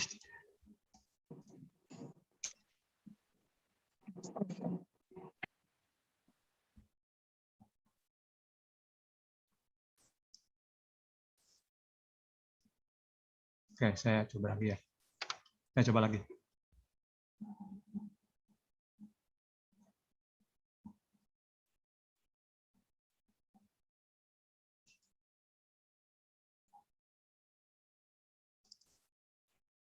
Kelihatan nggak? Halo? Ya, kelihatan Pak. Sudah. Oke. Sudah terlihat. Oke, tapi belum bisa itu. Ah, oke. Tinggal di full Baik, screen aja. oke ya. Jelas ya? Oke. Baik, mohon maaf, saya mulai ya. Saya akan coba menjelaskan tentang Food Safety Regulatory Framework di Indonesia. Mungkin saya tidak sepanjang Pak Alen, saya akan mencoba mengambil contoh-contoh aja, sehingga dengan demikian bisa tergambar bagaimana standar regulasi dikembangkan tentang pangan ini di Indonesia. Mungkin pertama saya memperlihatkan dulu ini adalah Food Safety and Quality Control Principles ya. Kalau kita lihat di sini bahwa kalau kita bicara control framework, maka itu terkait pertama adalah dengan food control management infrastructure. Harus ada lembaga yang melakukan manajemen terkait dengan food control tersebut. Kedua, sudah tentu yang penting adalah legislasi, harus ada peraturan perundang-undangan. Ya. Yang ketiga, ada kegiatan inspection. Makanya inspection adalah satu topik nanti akan dibicarakan pada session hari ini yang keduanya. Kemudian laboratory services itu juga penting karena itu akan menjadi instrumen untuk bisa memonitor food safety selama dalam produksi maupun dalam distribusi. Dan itu juga mungkin untuk bukti kalau ada kasus-kasus terkait dengan pengadilan. Dan yang terakhir adalah selalu harus ada information, communication, and training. Jadi itu lebih banyak pada capacity building. Nah, hari ini kita akan bicara tentang framework. Food Regulatory Framework to support the national food control system. Bagaimana Indonesia mengembangkan ini untuk mendukung pengawasan pangan ini. Nah, sudah tentu semua mengetahui bahwa kita sudah punya Undang-Undang Pangan, Undang-Undang Nomor 18 tahun 2012 tentang pangan, dan ini adalah undang-undang kedua setelah kita punya beberapa tahun yang lalu, tahun 96 dulu. Ini perbaikannya dan ini sangat komprehensif isinya, dan saya nanti akan mencoba mengambil poin-poin yang terkait dengan pengaturan food safety di sini. Sudah tentu dari undang-undang ini dimandatkan untuk mengembangkan atau menyusun peraturan pemerintah, government regulation, yang diturunkan dari food law tersebut. Dan alhamdulillah kita sudah punya itu, sehingga dengan demikian memudahkan bagi kita untuk bisa menerapkan kaidah-kaidah terkait dengan regulasi maupun standar terkait dengan pangan ini. Dan sudah tentu yang satu yang masih baru, relatif baru, adalah Government Regulation nomor 86 tahun 2019 tentang food safety. Saya kira semua yang berkecimpung di bidang pangan sudah mengetahui itu, dan sebagian atau beberapa pasal dari situ sudah kemudian dikembangkan dan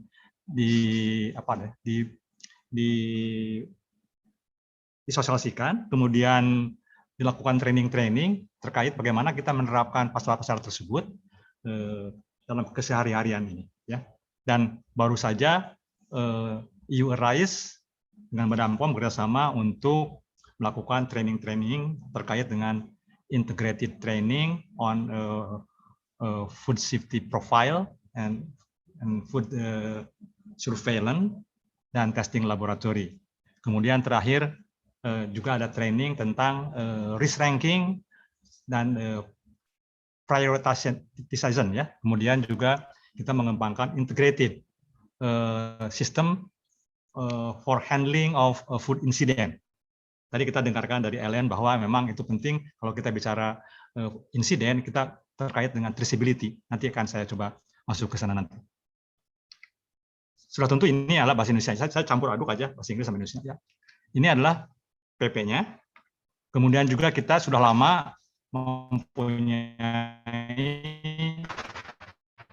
peraturan pemerintah tentang food labeling dan advertisement. Sampai sekarang naskah atau rancangan regulasi yang baru ini masih dalam perdebatan. Sudah jadi tapi masih belum disahkan, ya, masih ada pembicaraan tentang itu.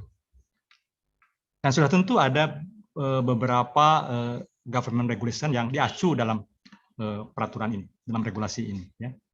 Termasuk juga undang-undang. Misalkan saja ada undang-undang tentang pemerintahan daerah, ya, kalau tidak salah undang-undang nomor 24 tahun 2000 berapa gitu, terkait dengan bagaimana kewenangan dilimpahkan ke daerah, ya. Juga ada government regulation terkait dengan sertifikasi, mungkin nomor 57 di KKP ada juga tentang sertifikasi. Dan itu kemudian menjadi bagian yang digunakan juga dalam pengembangan standar tersebut. Nah, sudah tentu ada beberapa regulasi menteri atau kepala badan, ya, yang kemudian disusun berdasarkan turunan dari undang-undang pangan atau turunan dari peraturan pemerintah tersebut. Baik, saya mau masuk ke sini, saya tidak akan menjelaskan semua aspek terkait dengan standar regulasi ini, terlalu banyak, tapi saya akan coba mengambil sebagian saja hanya untuk memperjelas bagaimana kita menyusun itu dan bagaimana kita nanti melakukan pengawasan, termasuk juga inspeksi dan sebagainya. Jadi saya ambil misalkan saja chapter 2 ini Principles, Objective, and Scope of Regulation. Saya ambil itu saja dan saya khusus mengambil bagian artikel 2 tentang bagaimana penyelenggaraan pangan ini diimplementasikan dengan berbagai prinsipal, dan salah satunya adalah kalau kita lihat poin D adalah terkait dengan safety. Jadi saya mau fokus di situ, ya.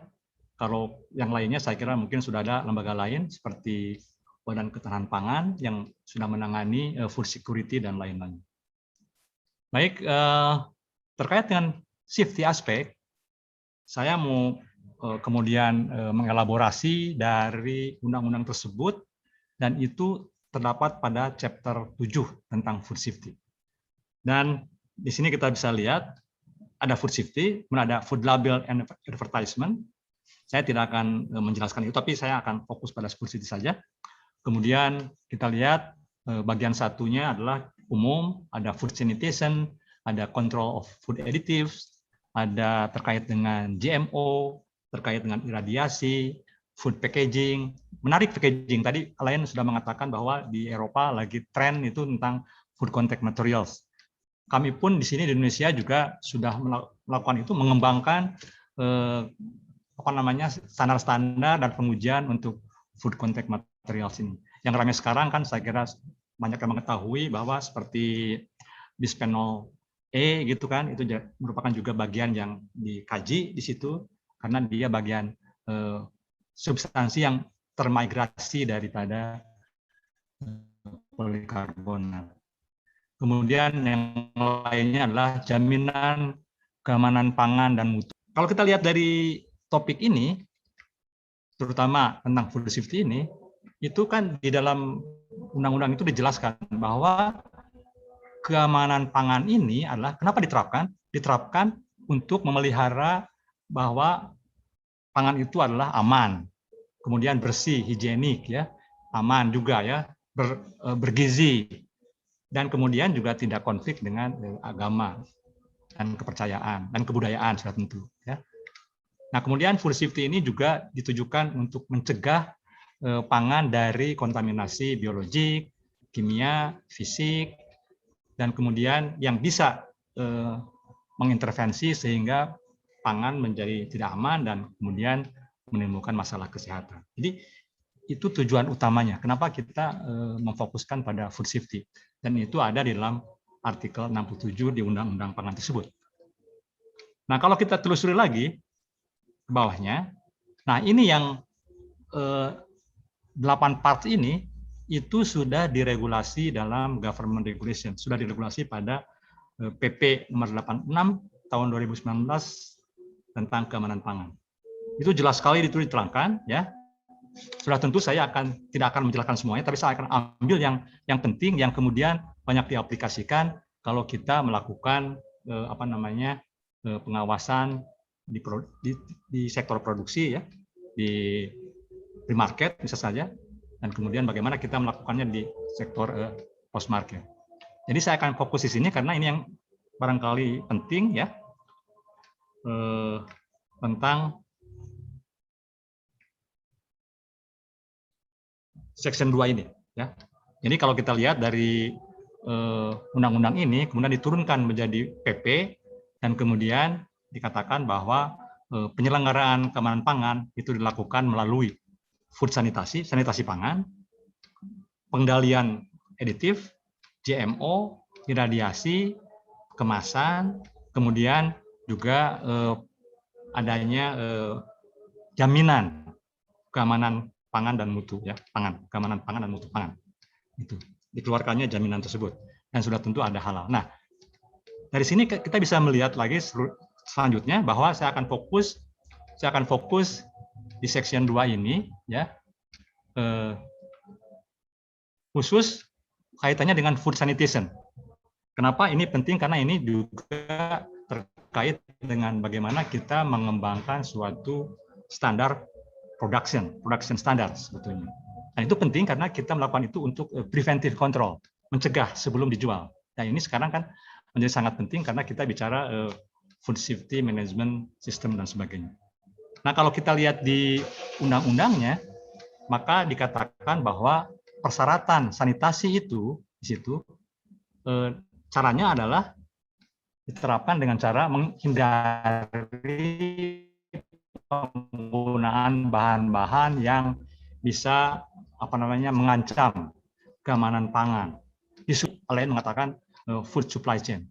Sudah tentu from farm to table. Jadi ini kan memang suatu peraturan yang mencakup semua, tidak sepotong-sepotong, tapi kita diaplikasikan untuk semua rantai pangan dari hulu sampai hilir. Nah, kemudian juga terkait dengan contamination ada juga, ya. Sanitasi terkait dengan menghindari kontaminasi juga, ya. Kemudian ada proses kontrol, itu juga kemudian dikembangkan. Proses kontrol dari hulu sampai hilir. Proses kontrol selama pada seluruh mata rantai pangan tadi. Kemudian, nah, traceability ini sangat penting di sini. Tadi dikatakan bahwa kalau ada masalah dengan traceability kita bisa melakukan tracing penyebab dari masalah tersebut dan kemudian kita bisa tracking untuk menarik produk di pasar sehingga kita penurunan gizi. Itu adalah bagian dari food sanitasi. Nah, dengan demikian, maka persyaratan sanitasi itu tadi sudah saya adalah seperti ini. Penghindaran, pemenuhan syarat, dan sebagainya. Nah, ini kemudian dituangkan dari sanitasi ini menjadi good practices. Sebagaimana dilihat di atas pada artikel 4 ayat 3 dikatakan bahwa semua persyaratan ini kemudian diundangkan atau dikembangkan dalam satu pedoman good practices. Kita mengetahui good practices kan ada GAP, cara budaya yang baik, kemudian ada good handling practices, cara penanganan pangan segar yang baik, GMP, cara produksi pangan yang baik, dan lain-lainnya, sampai cara catering yang baik, dan seterusnya. Itu adalah kemudian berasal dari persyaratan-persyaratan sanitasi tadi. Dan ini kemudian sangat penting, karena justru itulah ini adalah sebetulnya prerequisite dari persyaratan di dalam standar produksi tadi. Jadi kalau ini dikembangkan terus, atau ini memang diterapkan, maka ini sebetulnya adalah prinsip-prinsip yang kemudian menjadi basis dari sistem manajemen keamanan pangan dan mutu pangan, ya, di mana sistem manajemen tersebut adalah gabungan dari good hygiene practices, kemudian ada HACCP, dan kemudian QMS dari ISO. Tadi Alin mengatakan juga itu ada quality management system. Jadi kalau ketiga-tiganya itu diterapkan, maka itu menjadi suatu sistem manajemen yang sangat handal dalam mengendalikan masalah-masalah keamanan pangan dari hulu sampai hilir. Oke. Sebelum saya terus, saya mengecek dulu. Saya masih terdengar kan ya? Saya masih... Halo? Halo? Masih, Bro. Oke. Saya takutnya lepas, saya takutnya hilang gitu. Oke. Baik, saya teruskan. Nah, kalau saya teruskan, kemudian tadi kaitannya dengan sanitasi, ya. Saya ambil contoh lagi sekarang, mungkin dengan standar. Nah, di dalam PP tersebut ada klausul, ada provision of food safety and quality assurance pangan itu dikatakan bahwa setiap orang yang menghasilkan atau memproduksi dan mengedarkan pangan harus memenuhi persyaratan standar. Kita mengenal standarnya ada dua, standard of food safety and food quality. Jadi jelas sekali di undang-undang di PP tersebut dijelaskan bahwa ada dua jenis standar, standar keamanan pangan dan standar mutu pangan. Di mana standar keamanan pangan ini adalah dikembangkan atau di-refer kepada poin-poin yang tadi sudah kita bicarakan. Ya, di-refer terkait dengan sanitasi tadi, dengan GMP, ya, dengan HACCP dan sebagainya. Kemudian di-refer juga tentang penggunaan aditif, kemudian juga tentang GMO, iradiasi dan sebagainya. Nah, itulah yang kita sebut food safety standard, dan itu adalah harus diterapkan, mandatory itu, ya, food safety standard itu. Nah, yang satunya lagi, kita mengenal sekarang ada food quality standard. Food quality standard ini memang tergantung, bisa voluntary, ya, antara konsensus antara penjual dan pembeli, tapi bisa saja pemerintah nanti menetapkan wajib jika dianggap bahwa food quality tersebut berdampak kepada perekonomian dan sebagainya. Jadi yang mungkin ini contohnya bahwa kalau kita bicara SNI, kan SNI juga yang wajib. Kalau wajib berarti semua persyaratan mutu dan keamanan itu harus menjadi mandatori gitu ya. Nah, itulah contoh daripada bagaimana food quality bisa menjadi mandatori.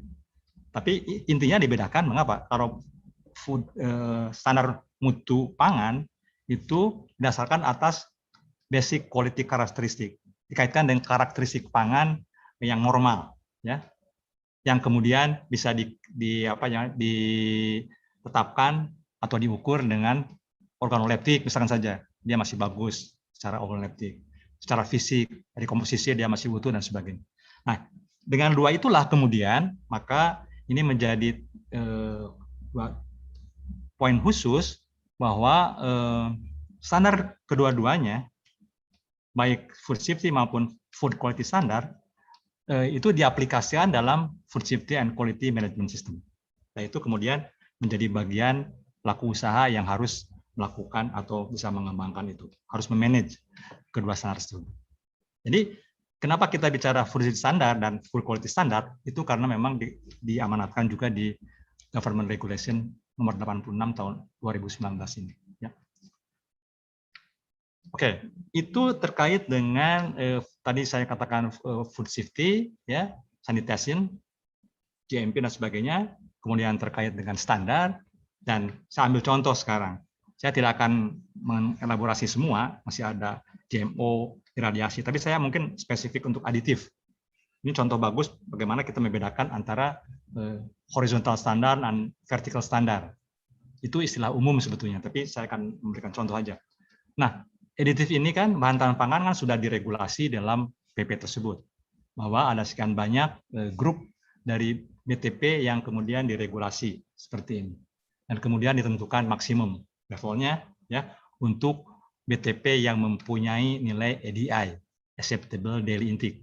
Jadi kalau BTP ada nilai ADI-nya, maka akan ditetapkanlah kemudian maksimum level penggunaannya.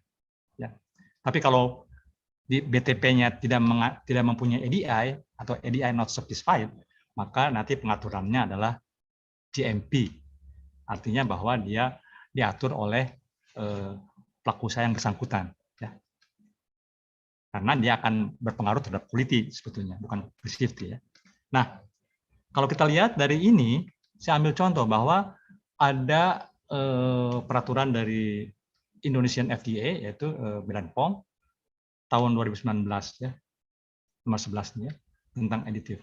Saya hanya ingin mengatakan bahwa format ini adalah format diambil dari Codex General Standard of Food Additive. Jadi memang kita sudah mengacu ke sana, di mana di situ ada formatnya adalah ada kategori pangan. Kategori pangan ini sangat penting karena kategori pangan ini mendeskripsikan jenis pangan yang bersangkutan. Makanya kategorinya kan ada levelnya, pakai penomoran. Dan di bawah penomoran itu kan ada anak-anaknya di situ, sangat detail gitu ya. Nah, itu kemudian terkait dengan karakteristik atau deskripsi dari pangan yang bersangkutan. Ambil contoh misalkan saja yang paling jelas, kalau kita bicara jus sari buah, itu harusnya buah diperas sehingga menghasilkan sari buah, bukan buah dikasih air di blender jadi cairan sari buah gitu, bukan. Tapi kalau sari buah memang sari buah. Kalau minuman sari buah beda dengan sari buah. Nah, itu kemudian dijelaskan dalam kategori pangan.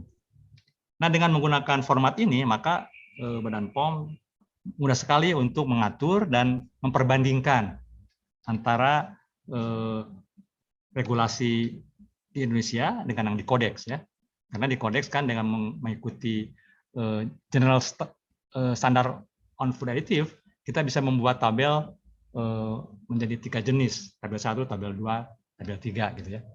Kalau ini kan tabel 1 bahwa ada aditif dan kemudian aditif tersebut bisa digunakan di banyak produk pangan ya di sini dengan maksimum level berbeda-beda. Nah, inilah yang kemudian menjadi menarik karena ini satu aditif digunakan untuk banyak produk. Itulah yang dalam bahasa umumnya ini, bukan bahasa resmi sebetulnya, tapi umumnya kita sebut ini horizontal standard, bahwa ada suatu standar, ada aditif ataupun kontaminan nanti yang kemudian diregulasi, disusun standarnya untuk banyak produk pangan. Ya. Seperti kita lihat, produk pangannya berbeda-beda, demikian juga maksimum levelnya berbeda-beda, tergantung daripada produknya sendiri.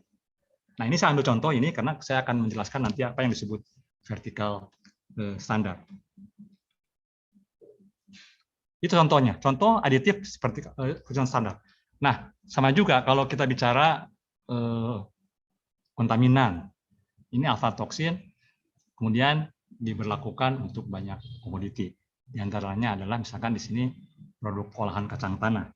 Kita bicara di sini aflatoksin, ya, ada B1, ada M1 untuk susu, kemudian ada total aflatoksin, dan ini satuannya mikrogram per kilogram atau ppb. Ini yang contohnya juga. Jadi aflatoksin dan di bawah juga adalah semacam mycotoksin juga ya di sini. DON ini adalah mycotoksin yang sering ditemukan di jagung dan sebagainya. contoh lainnya ini masih dalam horizontal standar ya. Jadi di sini contoh untuk kontaminan. Kontaminan di sini contohnya adalah arsen, timbal, merkuri, kadmium. Ya. Di mana ada food kategorinya. Saya jangan memberikan format yang sama seperti itu, karena itu menjadi mudah untuk bisa kita menelusuri, kita bisa mudah memahami dan memonitornya gitu. Dan ada batas maksimum level. Ya. Ini contoh daripada standar atau juga mungkin kontaminan mikroba, tapi kemudian diaplikasikan untuk banyak produk. Nah, sekarang kita lihat vertical standard. Apa itu? Kalau vertical standard saya kira ya bahwa SNI adalah vertical standard karena dia kan disusun untuk satu komoditi pangan. Contohnya misalkan sini canned sardine and mackerel. Ya. Copyright, tapi saya ambil dari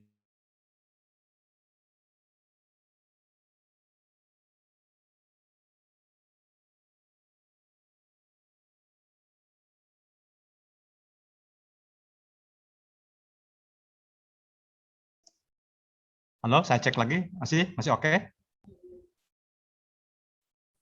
Selamat sore pribadi. Masih kedengaran? Ini internetnya lagi Kedengeran Prof, tapi kedengaran ya? materi Halo, presentasinya ya? nggak terlihat.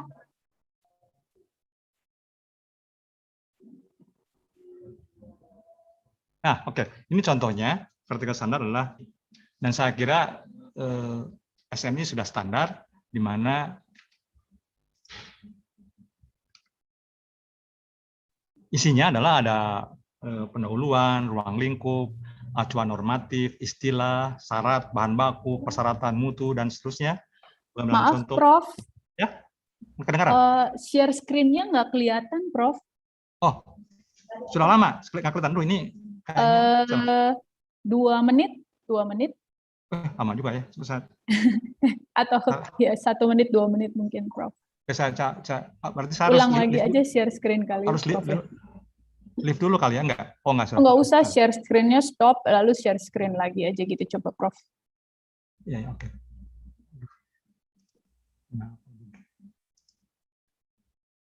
Mungkin karena koneksi, Prof. Iya, koneksinya ini. Ya.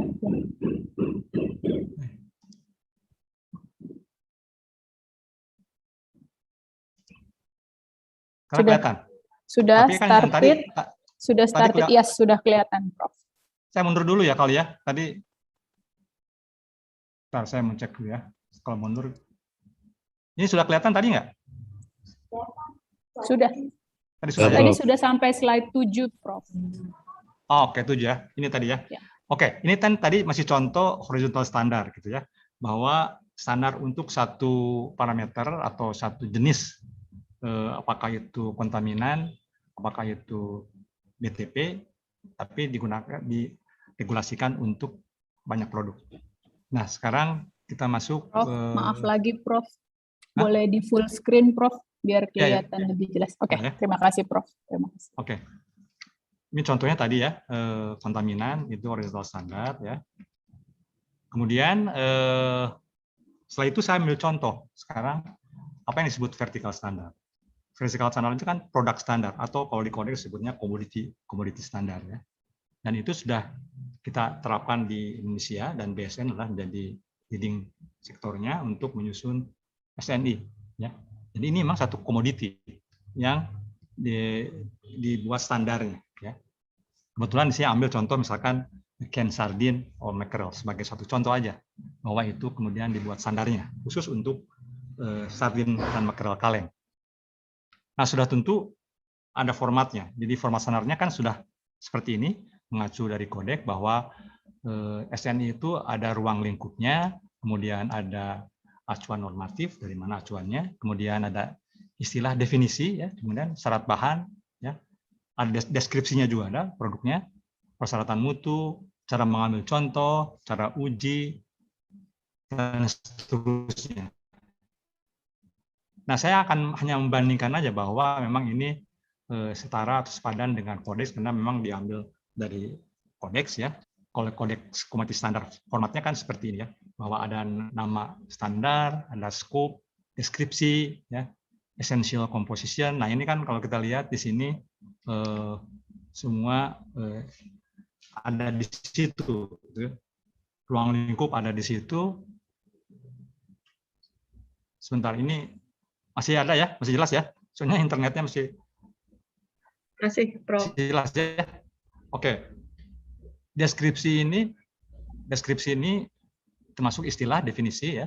Ada juga essential composition, quality factor. Nah, ini kemudian saya katakan di sini ada quality factor, ada standar mutu di sini sama standar SNI wajib, berarti standar keamanan pangan dan standar mutu menjadi mandatori. Ada aditif selalu, ada kontaminan, ada hygiene terkait dengan standar mikrobiologi ya. Kemudian berat, labeling, dan sebagainya. Nah, itulah kemudian padanannya dari ini. Jadi kalau akan mudah sekali bagi kita kalau kita mau menelusuri, memperbandingkan antara standar SNI dengan yang ada di Codex seperti apa, kita bisa gampang memperbandingkannya. Nah, saya akan hanya menjelaskan bahwa bagaimana SNI itu kemudian disusun. Nah, sudah tentu sangat terkait dengan komoditinya. Kita bicara pangan kan sangat kompleks. Ada komoditi hasil pertanian, ada pangan asal tumbuhan, pangan asal hewan, ada asal ikan, pangan olahan, dan sebagainya. Dan itu kemudian menjadi kewenangan masing-masing kementerian. Nah, dengan demikian, makanya pada saat membuat SNI, maka akan dilibatkan guideline atau pedoman terkait dengan yang tadi itu, terkait dengan PP yang mana yang digunakan, kemudian permen yang mana yang digunakan, dan sebagainya. Saya ambil contoh tadi, karena kita bicara sarden dan makrel kaleng, maka kita bicara lebih banyak mungkin dari KKP. Tapi saya akan menggambarkan saja bahwa kalau kita bandingkan dengan Codex tadi, nah, yang sebelah kanan ini adalah kaitannya dengan PP, regulasi, dan sebagainya. Kalau saya ambil untuk sarden makrel tadi, itu kalau kita lihat, labeling diacu pada peraturan ini tentang label ya. Di sini ada PP label. Kemudian kalau kita bicara hygiene itu berarti kan jaminan mutu keamanan pangan.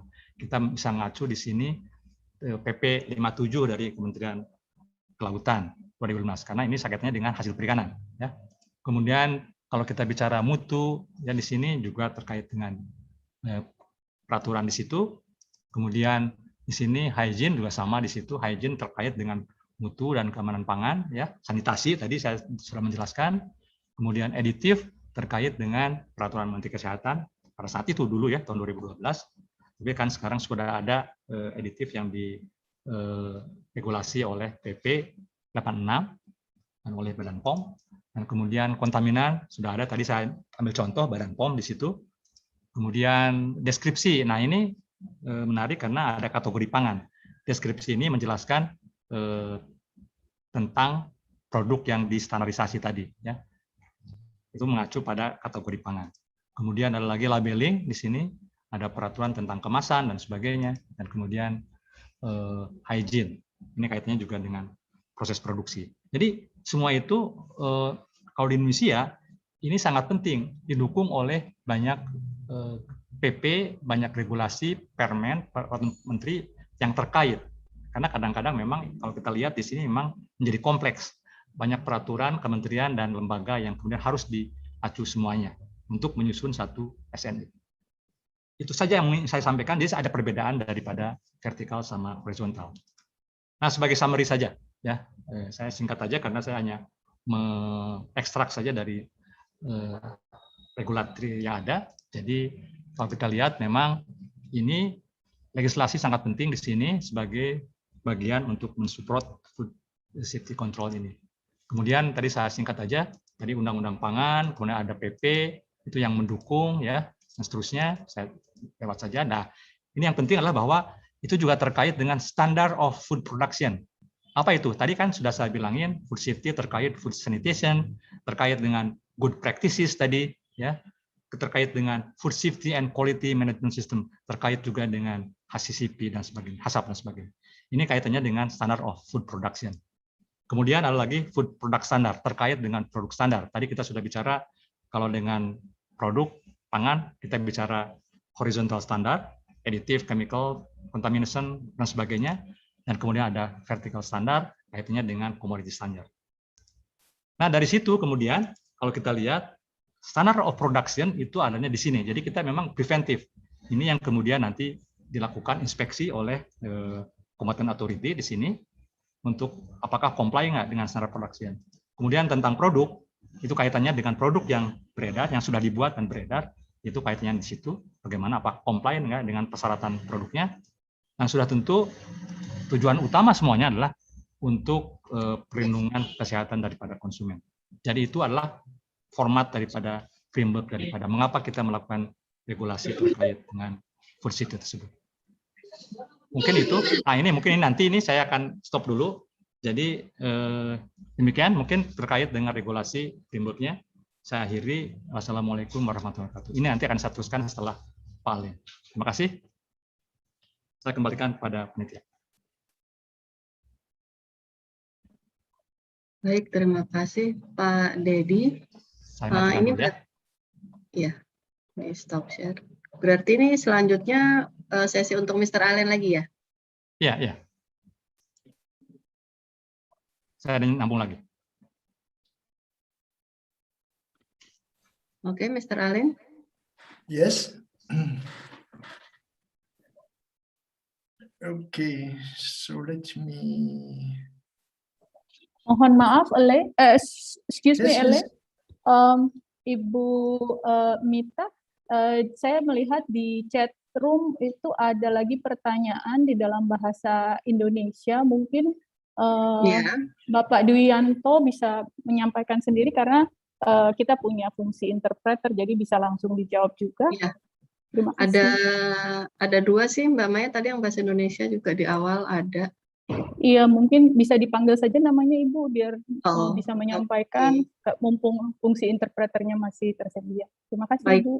Jadi didahulukan yang untuk bahasa Indonesia dulu ya di chat room ya. Iya Mbak. Iya Bu. Iya. Baik, tadi mungkin ini ada sedikit diselingi untuk menjawab pertanyaan di chat room. Tadi yang awal tadi ada Bapak Regawa Bayu Pamungkas. Apakah masih ada? Ya, masih ada. Ya, monggo Pak, kalau mau disampaikan pertanyaannya nanti untuk Allen bisa dibantu interpreter untuk bahasa Inggris. Oke, ya sebenarnya sudah saya sampaikan di chat gitu ya. Iya.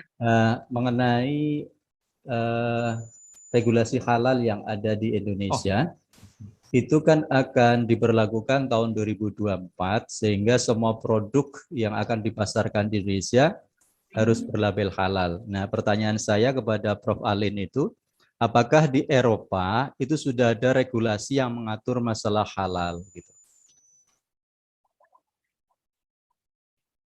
Ya, gitu aja, Mbak. Baik, terima kasih Pak.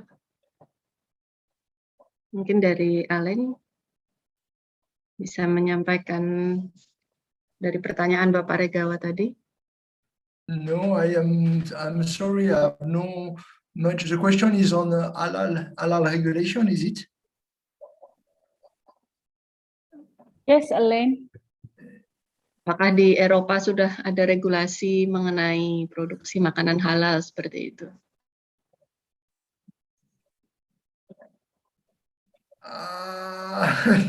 No, honestly, at this point, I'm not aware.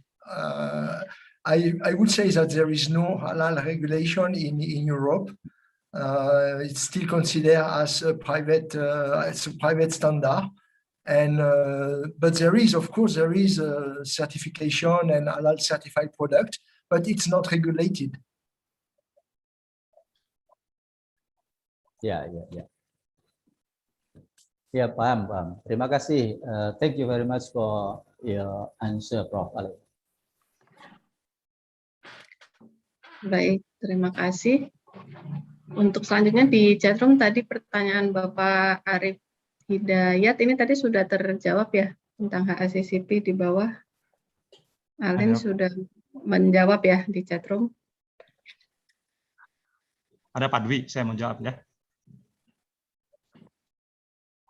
Ya Pak. Ada pertanyaan dari Pak Dwi Yanto. Pak Dwi Yanto. Oke. Mungkin dari atas dulu ya Pak Dedi. Oh masih ada atas. Ada Pak Muhammad. Pak Muhammad nih. Taufik. Ya Pak Muhammad Taufik dari Sukovindo. Ini mengenai recognition of certification body. Apakah ada Pak Taufik? Hadir. Ya, monggo Pak. Selamat siang. Saya ingin bertanya. Saya Taufik dari Sukovindo. Ya. Kami juga ada bisnis untuk lembaga sertifikasi ya. Jadi ada sertifikasi produk, ada keamanan pangan dan lain-lain. Untuk produk atau untuk Eropa, apakah ada semacam kayak recognized certification body ya? Jadi hanya certification body aja ya, tertentu yang diakui, yang sertifikatnya bisa masuk ke Eropa. Karena untuk beberapa standar memang ya, kalau memang HACCP kita kan memang mengacu ke CHRCP ya, standarnya Codex. Sedangkan untuk organik kita ada standar Indonesia dan itu masih sedikit berbeda dengan standarnya Europe gitu ya. Ada nggak suatu mekanisme untuk lembaga sertifikasi agar sertifikatnya diakui oleh Uni Eropa? Itu pertanyaan. Itu buat Pak Alin kalau ya? Iya Pak. Iya Pak Dedi. Ya. Okay, yes. Thank you very much, sir. I see that it's a very interesting question, very sharp. And of course, as you are in the certification business, I recognize that this level of information is necessary. I will try to reply. As I indicated in the slides, the EU regulations, the regulators are not concerned with certifying HACCP because they consider that HACCP is a tool useful for some food safety purpose, but they don't want to be bound to involve into the certification.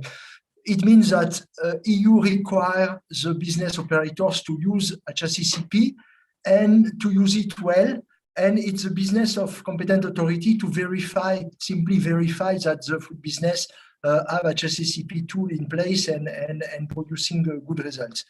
Now, this is for, as I explained earlier, this is for the regulatory side, which is non-transactional. If an exporter, Indonesian exporter wants, sorry, I speak too fast.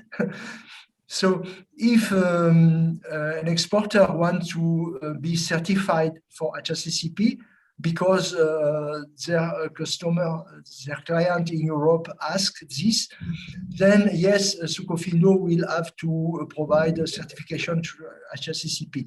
And it's difficult because actually there are different HACCP standards or reference. There is one of the code which is applied as a standard is the Dutch HACCP. It has been developed in EU specifically to become auditable and certifiable. So typically this would be a good reference for you to use. Otherwise, there are other scheme, other quality or food safety scheme which require HACCP. We will have a session on private standards tomorrow, and I will speak on this. What I would say is that, of course, Sukovindo, you cannot get 5 or 6 different HACCP, but if it's a specific scheme which is included in a private standard, then of course you should go for it. Otherwise, the Dutch HACCP should be the reference for certifying HACCP in Europe. as a private certification, not under any EU regulation. Thank you, Mr. Allen. Welcome. Baik, terima kasih.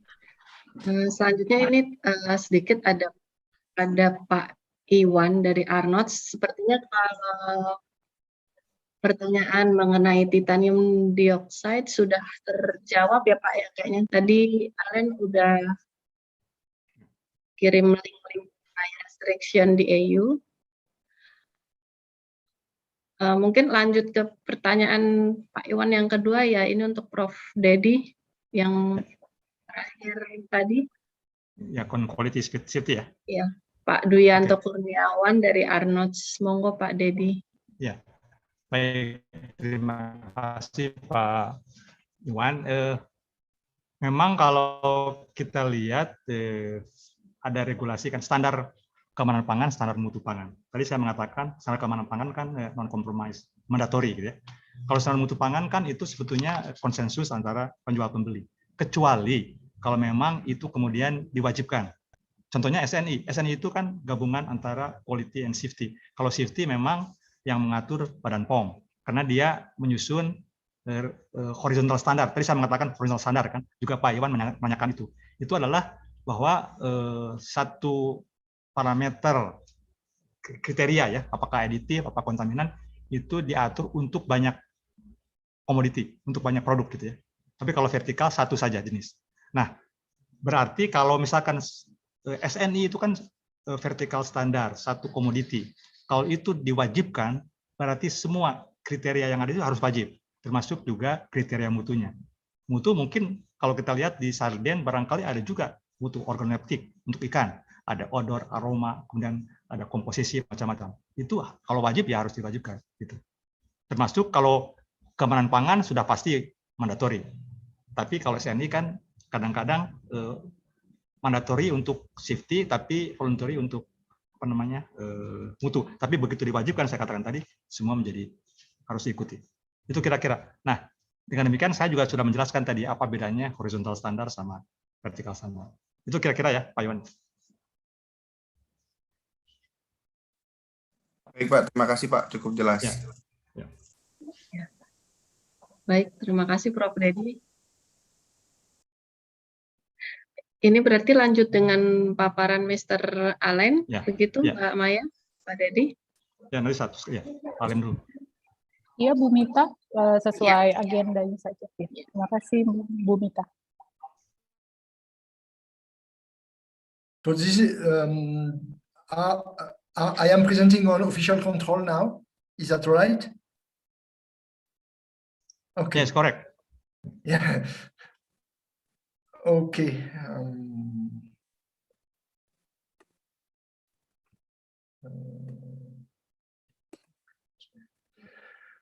Okay, so EU official controls, as we have seen, it's under the Regulation 625. First, what are the objectives of the EU official control? The fundamental purpose at the EU level is to verify that official control and regulations are being complied with by feed and food business operators and by the member states. Of course, all this contributes to prevent the risk to human and animals and protect the consumer interest. We add the organization. Yes. Excuse me. Are you sharing any presentation or not? I mean, I'm just sorry.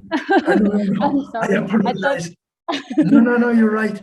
No, okay. my mistake. I forgot sharing screen. Because I'm afraid that my internet connection was not good. So that's no, you're absolutely right. Thank you so much. Thank you. Okay. Okay, the objectives of official controls. So how is this organized?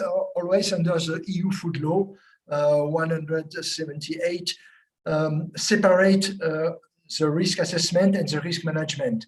The law says that risk assessment and all the scientific aspects to prepare the analysis of risk is done by the European Food Safety Agency, EFSA, and the management comes to the EC, FVO, and the Council. The Council of Europe represents the member states. It's the Council of the Ministers and Head of Government. Yes, in passing, I should not say FVO. The FVO does not exist anymore. It still exists, of course. It's in Ireland, but it has been renamed. What is? I can never. It's very recent. I think last year it has been renamed as Hygiene Audits and Analysis Directorate. So it will be DIT something, but at the moment, sometime I will use FVO, but be aware that the name has changed. But the function has not changed. It's in charge of organizing the food safety supervision in all the EU. So with this separation of responsibility and powers, the Article 17 of the law says that it puts an obligation, it mandates the member states to enforce the food law, the EU food law, and to monitor and verify that all the relevant requirements of the EU food law are met. And it also specifically obliges them to maintain a system of official controls and other appropriate surveillance and monitoring. So when they signed the Treaty of the European Union in 2002, all the member states have agreed to this law, and now they are obliged to abide and to organize official control as organized and as supervised by the EU. So, of course, it's always a matter, the official controls relates to all the food chain. So the countries, the member states are free to organize official control as they see fit. Some countries have one single agency that cover all the food chain, and other countries have still the veterinary and the agriculture splitting, and the fisheries splitting the sectors. It doesn't matter as long as for the EU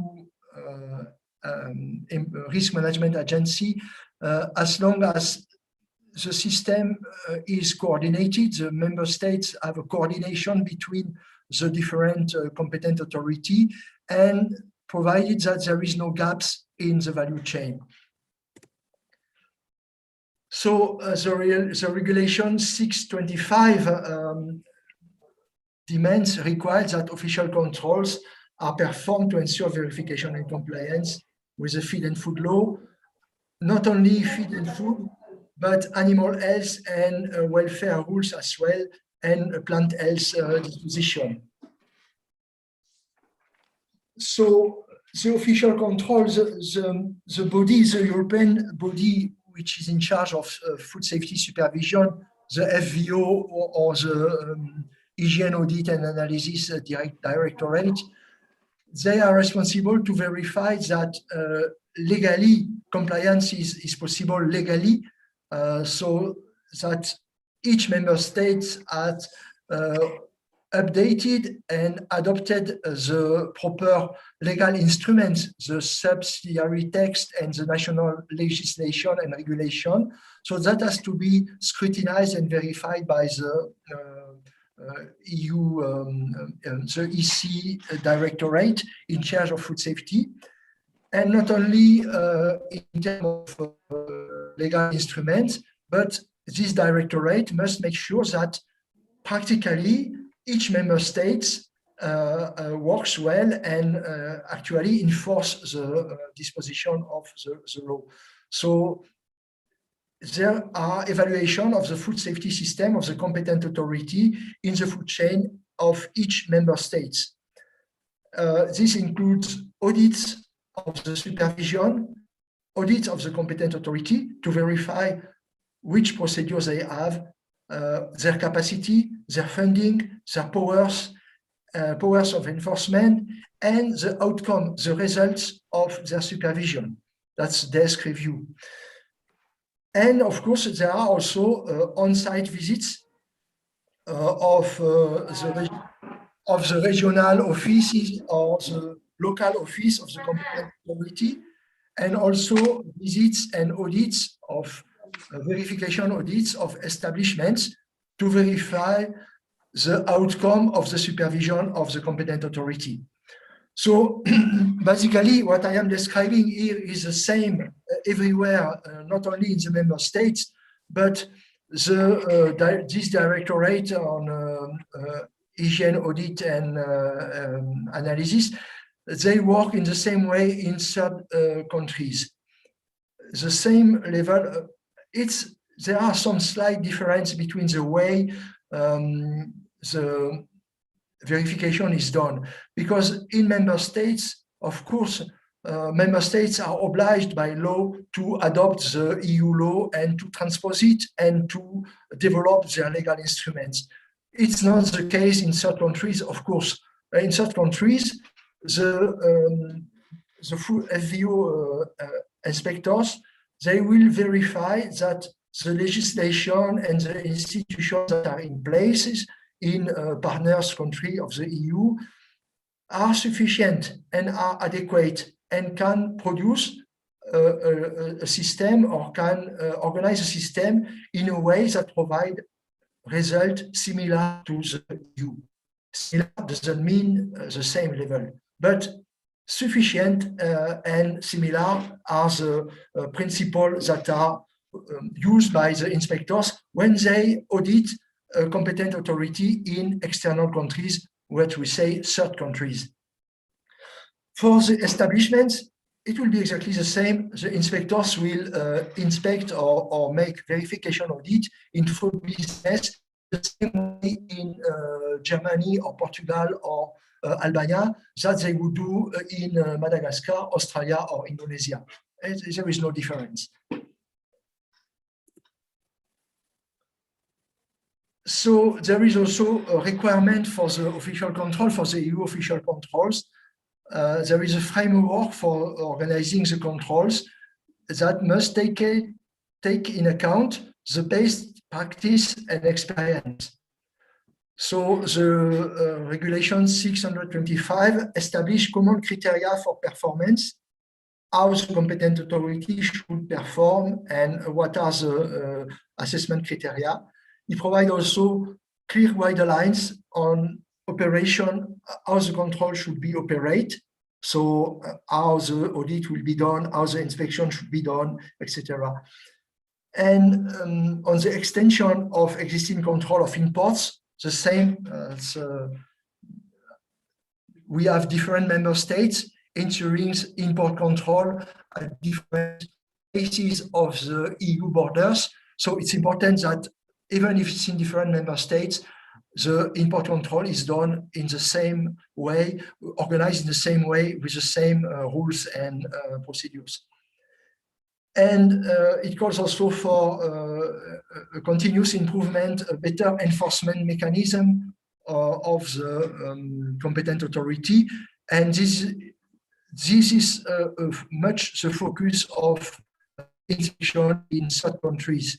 The inspectors of the Directorate on Food Hygiene Audit and Analysis must be convinced that the competent authority in third country have sufficient enforcement mechanism and powers so that they can guarantee a level of food safety which is adequate and similar to that one which is in place in the European Union.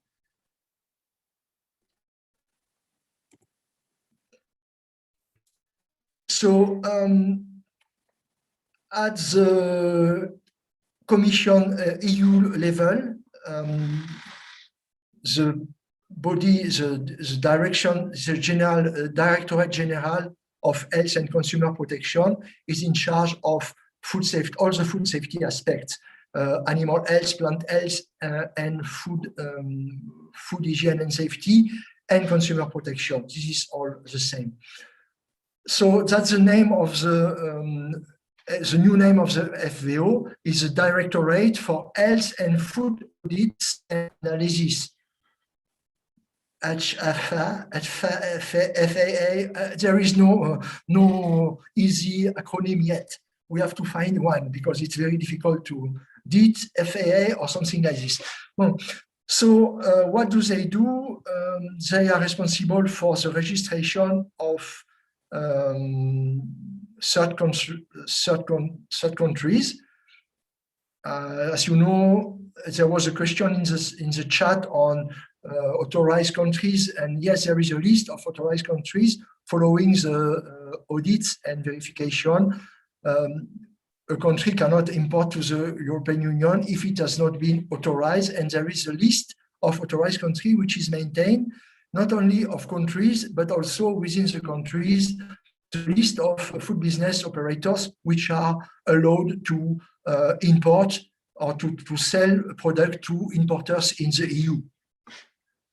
By way of remark, this is not the only way in the EU.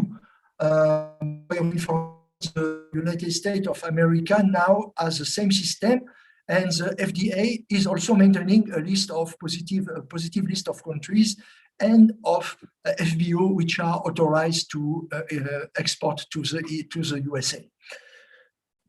That's recent. It's with the Food Safety Modernization Act, which came in 2011, I think. Yeah. The DG Health and Consumer also maintains the traces, trade control and expert system, which bring all information on what is exchanged, and the health certificate and plant certificate. All this is taken care here. It also manages the rapid alert system for food and feed, with which many participants are familiar, because the same thing is being developed at the end level. And it also maintains EU coordinated control plans. The DG Health and Consumer Protection and the DIT FAA is organizing official controls across EU, all in the same way. And most importantly, it's also planning ahead these controls and announcing there is a work program for these controls, and there is also publishing the results.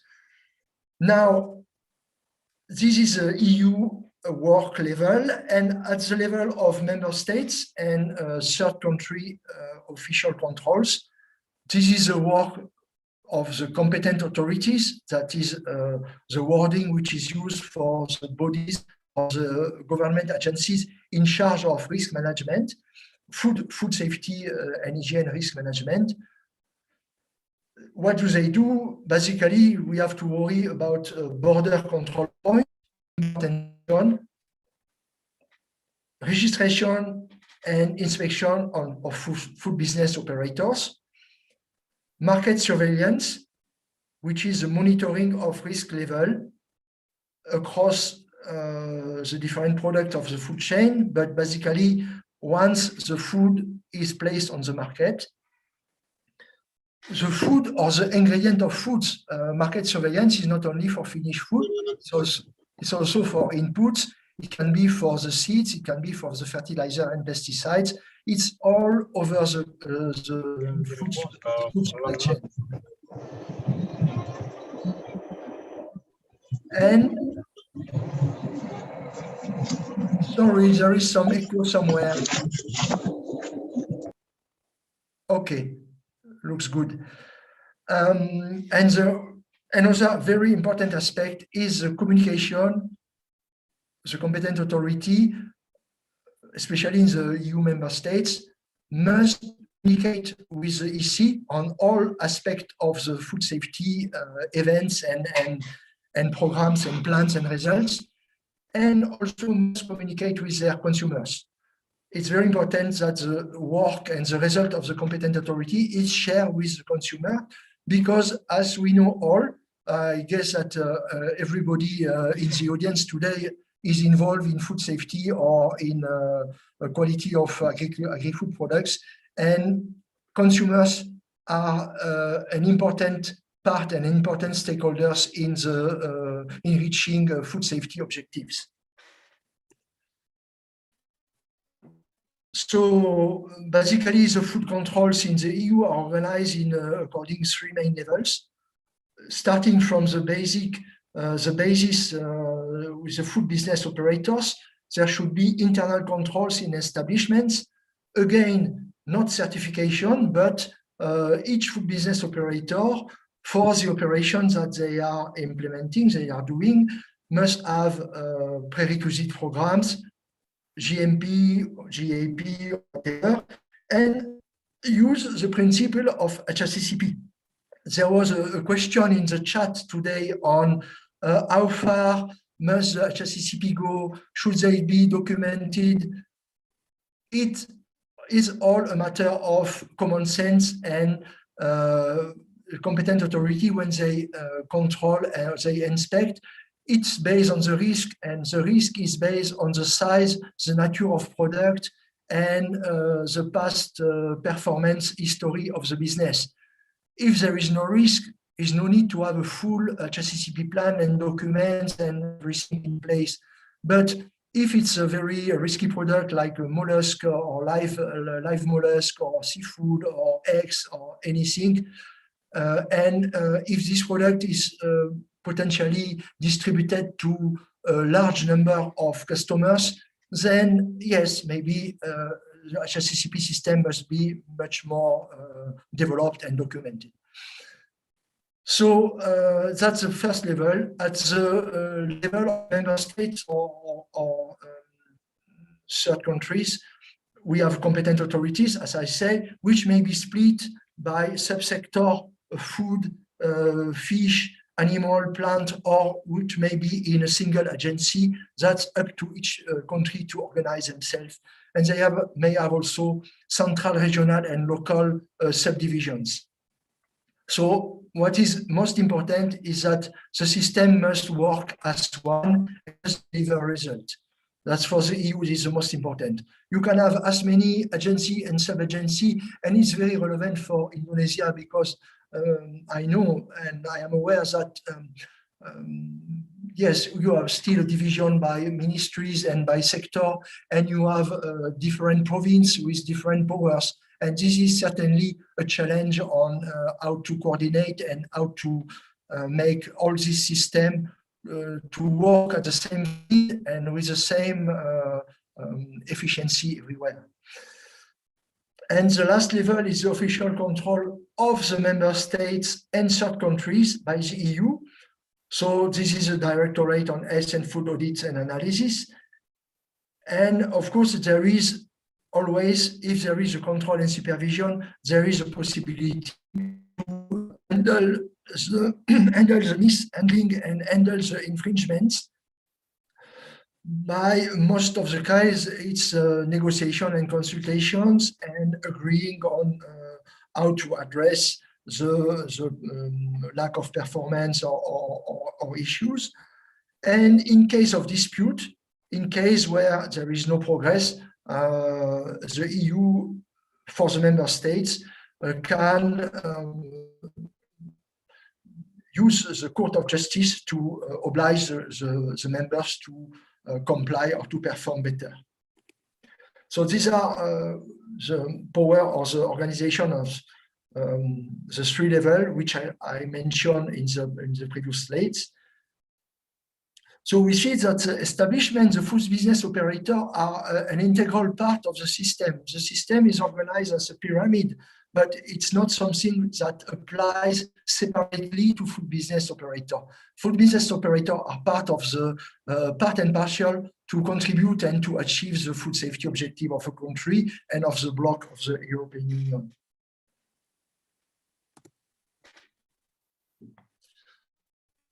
So when the DIT FAA is auditing or verifying the national systems, there is a verification of the legislation, institute, and facilities. Basically, you like to see that the competent authority offices have sufficient equipment to handle issuing and checking of certificates and organizing the audits and keeping track of the food events. Of course, there will be a verification of the competent authority staffs, the capacity of the staffs and the training programs. Are the staff competence? Because I know that Indonesia has a disposition to train the competent authority staff and inspectors, but in many countries, there is even nothing in the law, or there is nothing is in place. Even in some ASEAN countries, the inspectors, they are just people, they are civil servants, but sometimes they even don't have a basic training on agriculture. So that's a concern, of course, for the EU when they verify the competent authority functioning. Their powers, how the legal delegation is working, does the competent authority has the power to stop activity of a food business operators or not? Has the competent authority access to laboratories, or do they manage laboratories, or do they have at least access to good laboratory results? The control procedures and the disposition for animal health, quarantine, public health, zoonosis, plant health, public health relates to water and sales, restaurants, etc., etc. Also, of course, the verification of the DEET FAA, ex-FVO, will cover the risk assessment.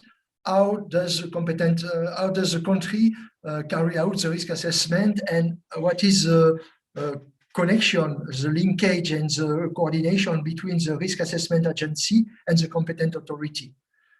Because as we are aware, it's a feedback. One agency does the risk assessment and recommends risk management procedures, and then risk management and has some result, and then this result must be shared again with the risk assessment body so that they can adjust and they can verify, or they can measure if the risk management has been effective and if the risk level is decreasing in the country or in the region considered. So that there is a permanent adaptation. And the risk level decreasing, then the risk assessment agency can come to other recommendation and change the level of food safety.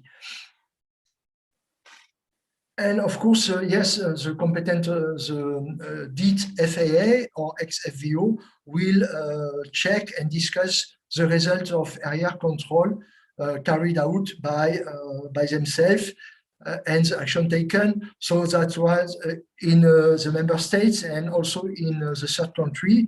There is a report on the inspection, and of course there is a reply of the competent authority or of the member states on how they will address the findings made by the ex-FVO during the assessment, during the audit. And once this verification is done in the member states or the third country, there is approval by inscribing the country on the list of authorized country and establishments. So once this procedure is done, there is, of course, ongoing verification and audit, and some establishments are taken out of the list. Some countries are restricted in certain cases when there are like dangerous animal epidemics or zoonoses or something. Sometimes the country is restricted for specific products, but so the list is updated permanently, continuously updated. Countries can export to the EU, but nevertheless, the import in the EU is also regulated, and there are procedures for import control. And so these are the main, this also relates, that's part of the official controls organized at the EU level and implemented in each member state at the border control points. So before they can be imported, the goods should be labeled as agreed and as described in the regulation. And they have to have a certificate. It's a common entry health document. It's called the certificate. It's a plant health certificate or food safety certificate or whatever. These are not commercial certificates, of course. These are certificates issued by the competent authorities in the member states or the third countries. And they are called common health entry documents. It relates to plant health, animal health, and food safety certificates. So these are documentation, and of course there must be a notification to import to the EU importer, so that the border control point knows that there is a shipment that will arrive from Indonesia or from Jamaica or from anywhere at a specific entry point. And when arriving at the EU border, this shipment, these goods must go through a border inspection post. And there the customs, or it depends of the countries, of the member states. Sometimes it's the customs, they have the power to do the sanitary and food safety inspection, like in Ireland and not in France. I think in Holland and in Denmark also it's integrated. Other countries, they have a custom officer for the value of product and for the fraud and other security aspect, and they have health, food safety and health inspectors, veterinary usually inspectors that check the food safety aspects. Anyway, the checks include documentary checks, identity check, to make sure that the goods correspond, the physical goods are well the ones which with the documents, and physical checks, that's inspection, physical inspection. There is sampling. It depends on the level of risk, of course. This is all risk-based. Some shipment will go through any physical checks, but depending on the quantity and risk level, there will be at least visual checks and maybe sampling and visual inspection for pests or contamination or hygiene. And sometimes, in the case of aflatoxin in agricultural products, there will be sampling and testing in authorized laboratories. Once this is done, and once the border control point is satisfied that all the checks are positive, only then the goods are released and can go to their destination and be sold anywhere in the EU. Another very important aspect of the official controls in the EU is the traceability, and it's organized. Of course, we have regulation for this. It's included in the food law, and it's included in all the regulation, in most of the regulation for animal, for plants, and for food, and their ingredients. Basically, the working principle is that one step up, one step down. For each food business operator, they must identify their supplier and their customer, one step up and down. For the supplier and client, it's mandatory to keep the name and address, the nature of products supplied to the food business operator, and the date of transfer. Any shipment or any reception has to be logged. And on the supplier clients, it's not obligatory, but it's highly recommended to keep track and to log the volume or quantity and the batch number, the lot number, and a more detailed description of the products. If it's pre-packed or bulk, the variety of fruit and vegetable, and if it's a raw or pre-processed product. But this is not regulated. It's not mandatory. It's highly recommended as a good practice. So this is what applies to each food business operator. And this representation on how this system, each establishment, it can be a farm, it can be a landing site, it can be a processing factory, it can be a fertilizer factory. They must keep this list of suppliers and list of clients. This is a legal traceability. For the establishment, they may need to know if they are mixing or specifically to keep the linkage between which batch from which supplier has been used for which product for which client. So this is all production or handling practices and management. It's in the best interest. It does not contribute to the food safety output of the establishment, but it's very useful to contribute to the food safety level of the whole supply chain. Because in case of problem, we can track back from this final client to the supplier. The supplier maybe have also other supplier and come up to the initial. And so the competent authority is able to locate where is the main problem and where the food safety issue or event or problem has been created. And another aspect which is also important, of course, crisis management. I am happy that we don't have we had no major crisis on food products in Europe since a while.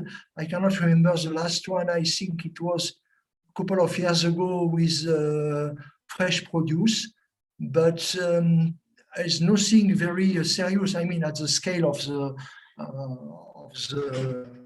EU. Of course, there is always some incidents in member states, but that's not major crisis. In the USA last summer, they had also like a very important food crisis with recalls linked to lettuce and produce also. Yeah, so it happens all the time. It can happen at any time. And of course, official controls must be prepared. Official control agency must be prepared to manage risk even in case of crisis, not only in the routine work, but also in crisis. Crisis management consists mostly to have contingency plans for feed and food described and required in the regulations. Measures that can be set out and the arrangement to set the measure without delay in case of serious risk. That's kind of overdrive, if I can use this word, is an overdrive that allows the competent authority to bypass and to accelerate in case of serious risk. And this measure should describe who must take action, who has the authority to start the activity in case of crisis, what this person or entity are allowed to do, what are their powers, when and where and all, and also the regulation of the competent authority should describe all the relevant procedure associated with these activities. And as well, there should the regulation and the system should describe how to communicate in case of crisis, who to communicate, which channel should be used, and who should be the focal person and the only person allowed and to communicate and to decide or to communicate to the consumer when the food crisis starts and is over. So thank you very much. It's very short because, of course, I don't want to go into the detail on how each activity is organized, and this is not very. It's not very interesting, but it's interesting, but it's very long.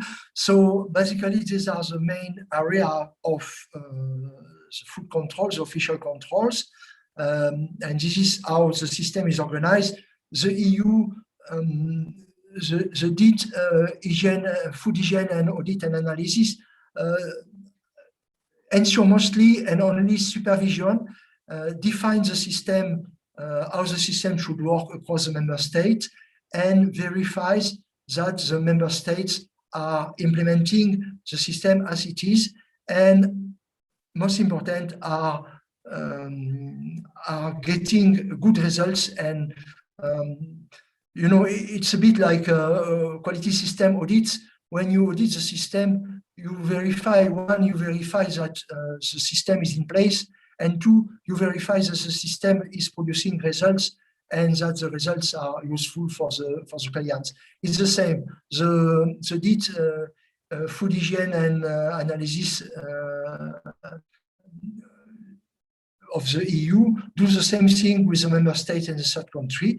It verifies that the competent authorities have the regulation and systems and procedure in place, and it verifies that the competent authorities are producing results and that the level of food safety in food business establishment is maintained and adequate and kept in line with the food safety objectives of the countries.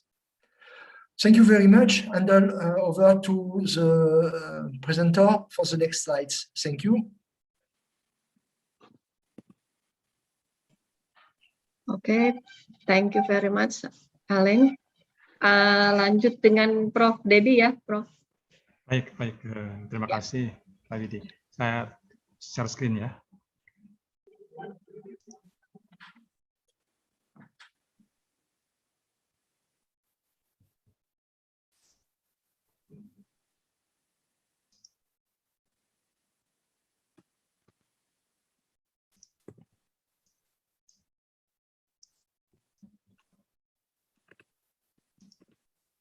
Baik, I think I was requested to present the Indonesian food inspection system, so I will present it right now. Jadi saya mau menjelaskan terkait dengan bagaimana sistem inspeksi di Indonesia ini dijelaskan. Baik, saya mulai dari foods in the market. Jadi kita tahu bahwa di pasar ini kan berbagai macam jenis produk pangan dipasarkan, dari mulai segar sampai siap saji ya. Jadi saya kira ini kita tahu semua bahwa ini harus dihasilkan melewati suatu food production gitu ya. Jenis-jenis pangan sesuai dengan undang-undang pangan, ada fresh food, ada processed food, dan siap saji. Itu ada 3 jenis. Ya. Dan fresh food ini sekarang menjadi lebih kompleks karena dimasukkan post-harvest processing. Jadi termasuk misalkan saja pendinginan, pembekuan itu termasuk dalam ranah daripada fresh food. Nah, kemudian diolah, kemudian disajikan. Nah, nanti saya akan menjelaskan bagaimana kita melakukan inspeksi terhadap produksi ini. Nah, sudah tentu kalau kita sudah diproduksi, dihasilkan, maka produk tersebut kemudian diedarkan, sudah tentu ya, distribusikan. Nah, bagaimana inspeksinya nanti saya akan jelaskan. Jadi prinsipnya kalau inspeksi, kalau kita lihat di food production di sini, maka kita bisa melakukan, saya membagi adalah inspection di tingkat nasional dan kemudian inspection di tingkat distrik atau mungkin kabupaten kota gitu ya. Nah, umumnya kalau inspeksinya di tingkat nasional, maka itu kaitannya dengan produk yang diregister di Badan POM. Jadi produk yang diregister sebagai MD maupun ML. Gitu ya. Itu kemudian dimonitor, diinspeksi, salahnya diinspeksi oleh aparat dari Badan POM maupun Balai POM. Nah, kemudian ada lagi inspection of food establishment at district level. Nah, ini hanya produk-produk yang disertifikasi oleh pemerintah daerah, sudah tentu. Ya. Jadi ada produk-produk yang kategori SPP IRT adalah yang disertifikasi oleh industri rumah tangga, oleh pemerintah daerah. Ya. Nah, sudah tentu juga ada sertifikasi lainnya. Tadi saya sudah menyampaikan terkait dengan PP 57 dari Kementerian Kelautan, misalkan saja, itu juga disertifikasi oleh Ministry of Marine Affairs and Fisheries, ya. Termasuk juga Ministry Agriculture juga melakukan sertifikasi terhadap produk-produknya. Ada Prima 1, Prima 2, Prima 3, dan sebagainya. Nah, dengan demikian maka itu nanti dikaitkan dengan bagaimana cara menginspeksinya.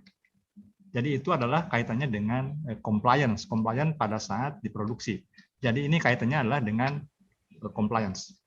Nah, kemudian ada juga inspeksi pada food services. Ya, ini kaitannya dengan restoran, rumah makan, catering, jasa boba, dan sebagainya. Nah, sudah tentu kita tahu ini disertified layak sehatnya oleh district government, oleh pemerintah daerah. Jadi itu kategori ini sangat penting, siapa yang menangani dan siapa yang melakukan inspection. Jadi intinya adalah kalau di bagian food production, maka inspeksi tersebut dilakukan untuk mengecek apakah comply nggak dengan production standard. Jadi saya mengatakan production standard kan sudah jelas kaitannya dengan food sanitation tadi.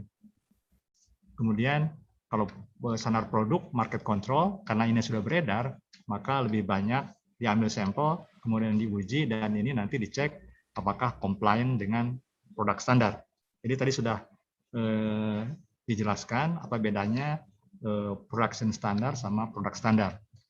Production standard kaitannya dengan food sanitation, kaitannya dengan penerapan daripada good practices GMP, kemudian penerapan HACCP, dan kemudian penerapan daripada quality management. Nah, itu kemudian menjadi bagian yang diinspeksi. Tadi Alan sudah mengatakan apa yang diinspeksikan dokumen, kemudian identity dari produk dan sebagainya. Bahkan kemudian dicek juga traceability. Sama di dalam program-program kita juga dalam good practices juga traceability juga dicek juga. Jadi itu kira-kira apa yang dicek, jadi compliance ya dengan produk production standard untuk di hulu dan compliant dengan produk standar untuk di hilir. Nah, bagaimana kaitannya kalau inspection di district government? Tadi kan lebih banyak pada national level ya. Kalau district government itu ada apa namanya berdasarkan undang-undang terkait dengan pemerintah daerah misalkan saja. Kemudian terkait juga dengan instruksi Presiden nomor 3 tahun 2017 ya, terkait dengan koordinasi tentang pengawasan pangan dan obat ya. Kemudian juga ada regulasi dari pemerintah Kementerian Dalam Negeri ya. Kemudian juga sudah tentu dikaitkan juga dengan peraturan pemerintah. Nah, kalau kita lihat bagaimana cara menginspeksi di distrik, nah biasanya distrik itu dibina oleh pusat, khususnya oleh kementerian terkait dengan produk yang beredar. Ya. Misalkan saja kalau terkait dengan PIRT atau siap saji, maka yang memberikan pembinaan capacity building adalah Indonesian FDA atau Badan POM atau mungkin Ministry of Health kalau terkait dengan siap saji. Nah kemudian district government itulah yang kemudian mempunyai kewenangan untuk melakukan inspeksi, karena district government itu dibina kemampuannya untuk bisa mengeluarkan sertifikat pangan produksi IRT atau sertifikat layak sehat oleh pemerintah daerah. Nah kemudian dengan dibangunnya kemampuan ini, maka pemerintah daerah bisa mengeluarkan SPP IRT atau sertifikat layak sehat.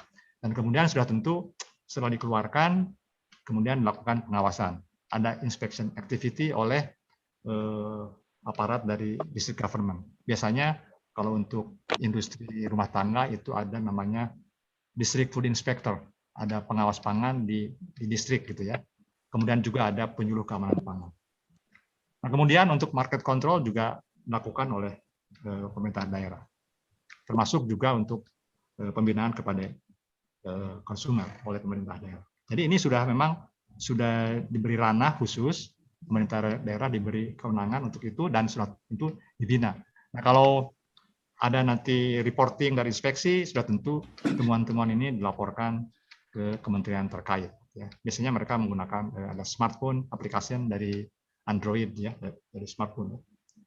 Nah sudah tentu tugas daripada pusat, dalam hal ini Badan POM adalah juga capacity building, yaitu memberikan training, penyuluhan kepada food safety extension workers, kepada penyuluh keamanan pangan.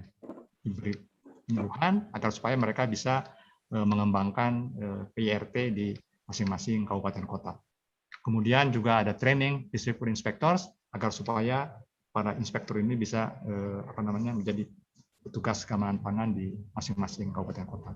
Termasuk juga adalah capacity building untuk food service inspector atau mungkin sanitarian kalau di Kementerian Kesehatan agar bisa melakukan inspeksi di sarana jasa bunga. Itu kurang lebih perbedaan antara national level sama district level. Jadi ini, nah daerah inilah mungkin dikaitkan dengan, jadi ini adalah memang kewenangan tugas tupoksi daripada pemerintah daerah untuk melakukan pembinaan kepada industrinya, kemudian mengedukasi konsumer, termasuk juga untuk melakukan inspection di sarana produksi, dan kemudian untuk market control. Nah itu bedanya antara national level. Nah sekarang kalau saya bandingkan seperti itu ya. Jadi apa yang diinspeksi, object of inspection, tadi saya sudah mengatakan di bagian awal dari presentasi ini adalah application of good practices. Pasti kaitannya dengan penerapan dari JEP kalau di hulu, penerapan dari good handling practices dan sebagainya. Ya. Ini penerapan dari cara yang baik, itu yang kemudian diinspeksi.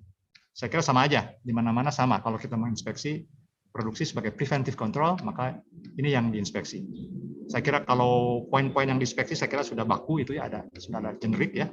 Itu diambil dari Codex guideline untuk food hygiene ya. Itu sudah biasa. Dasarnya adalah Codex.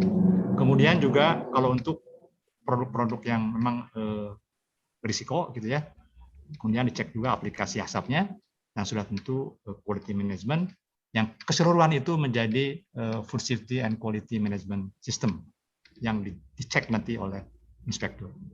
Dan ini adalah yang kemudian menjadi topik-topik yang terkait tadi dengan good practices yang saya sampaikan tadi. Jadi ini adalah object inspection. Itu cara-caranya untuk melakukan inspeksi. Nah, sekarang saya mau ambil contoh. Ini ada sangat spesifik ya, bahwa untuk kadang-kadang sebenarnya untuk produk tertentu seperti low acid canned food karena dia masuk kategori high risk dan jika ada keracunan itu akan massal kejadiannya, maka itu juga menjadikan poin inspeksi yang sangat spesifik. Jadi untuk produk-produk yang termasuk kategori low acid canned food atau pangan steril komersial berasam rendah, maka inspeksinya termasuk adalah pengendalian prosesnya seperti apa. Ya. Jadi bukan hanya sekedar GMP, tapi ada namanya GMP proses. Jadi proses yang kemudian dievaluasi karena schedule proses itu harus tepat sehingga bisa memperoleh F0. F0 itu adalah satuan untuk menghitung kecukupan panas, gitu ya. Itu di atas 3 menit, ekuivalen 3 menit. Dan itu yang kemudian dimonitor. Apa yang dimonitor atau diinspeksi adalah pertama adalah pengukuran heat distribution, pengukuran distribusi panas pada retort yang digunakan untuk commercial sterilization. Ya, itu pertama. Kedua adalah untuk menjamin keamanan, kemudian pengukuran dari heat penetration di dalam kaleng yang dipanaskan selama proses sterilisasi komersial tadi. Ya, bagaimana caranya? Sudah tentu harus mempunyai instrumen. Biasanya kalau untuk menghitung heat distribution, inspectors itu mempunyai data logger dipasang di retort. Ini gambar dari retort ya, dipasang di atas retort ya, di tempat saluran uap di dekat dinding wall. Nah, ini adalah data loggernya. Kemudian nanti diukur bagaimana kondisi daripada heat distribution di dalam retort tersebut. Itu bagian daripada tugas inspection. Jadi dilihat seperti gambar ini, heat distribusinya jelek karena ini tersebar ya, tidak konsisten. Harusnya itu garis-garis yang 3 ini harusnya ini menempel di sebelah kiri ya, merapat ke sebelah kiri. Nah, itu ini tanda bahwa distribusinya jelek sehingga dengan demikian harus diatur bagaimana saluran uapnya, kemudian bleeders dan sebagainya diatur sehingga dengan demikian maka heat distribusinya merata di seluruh retort.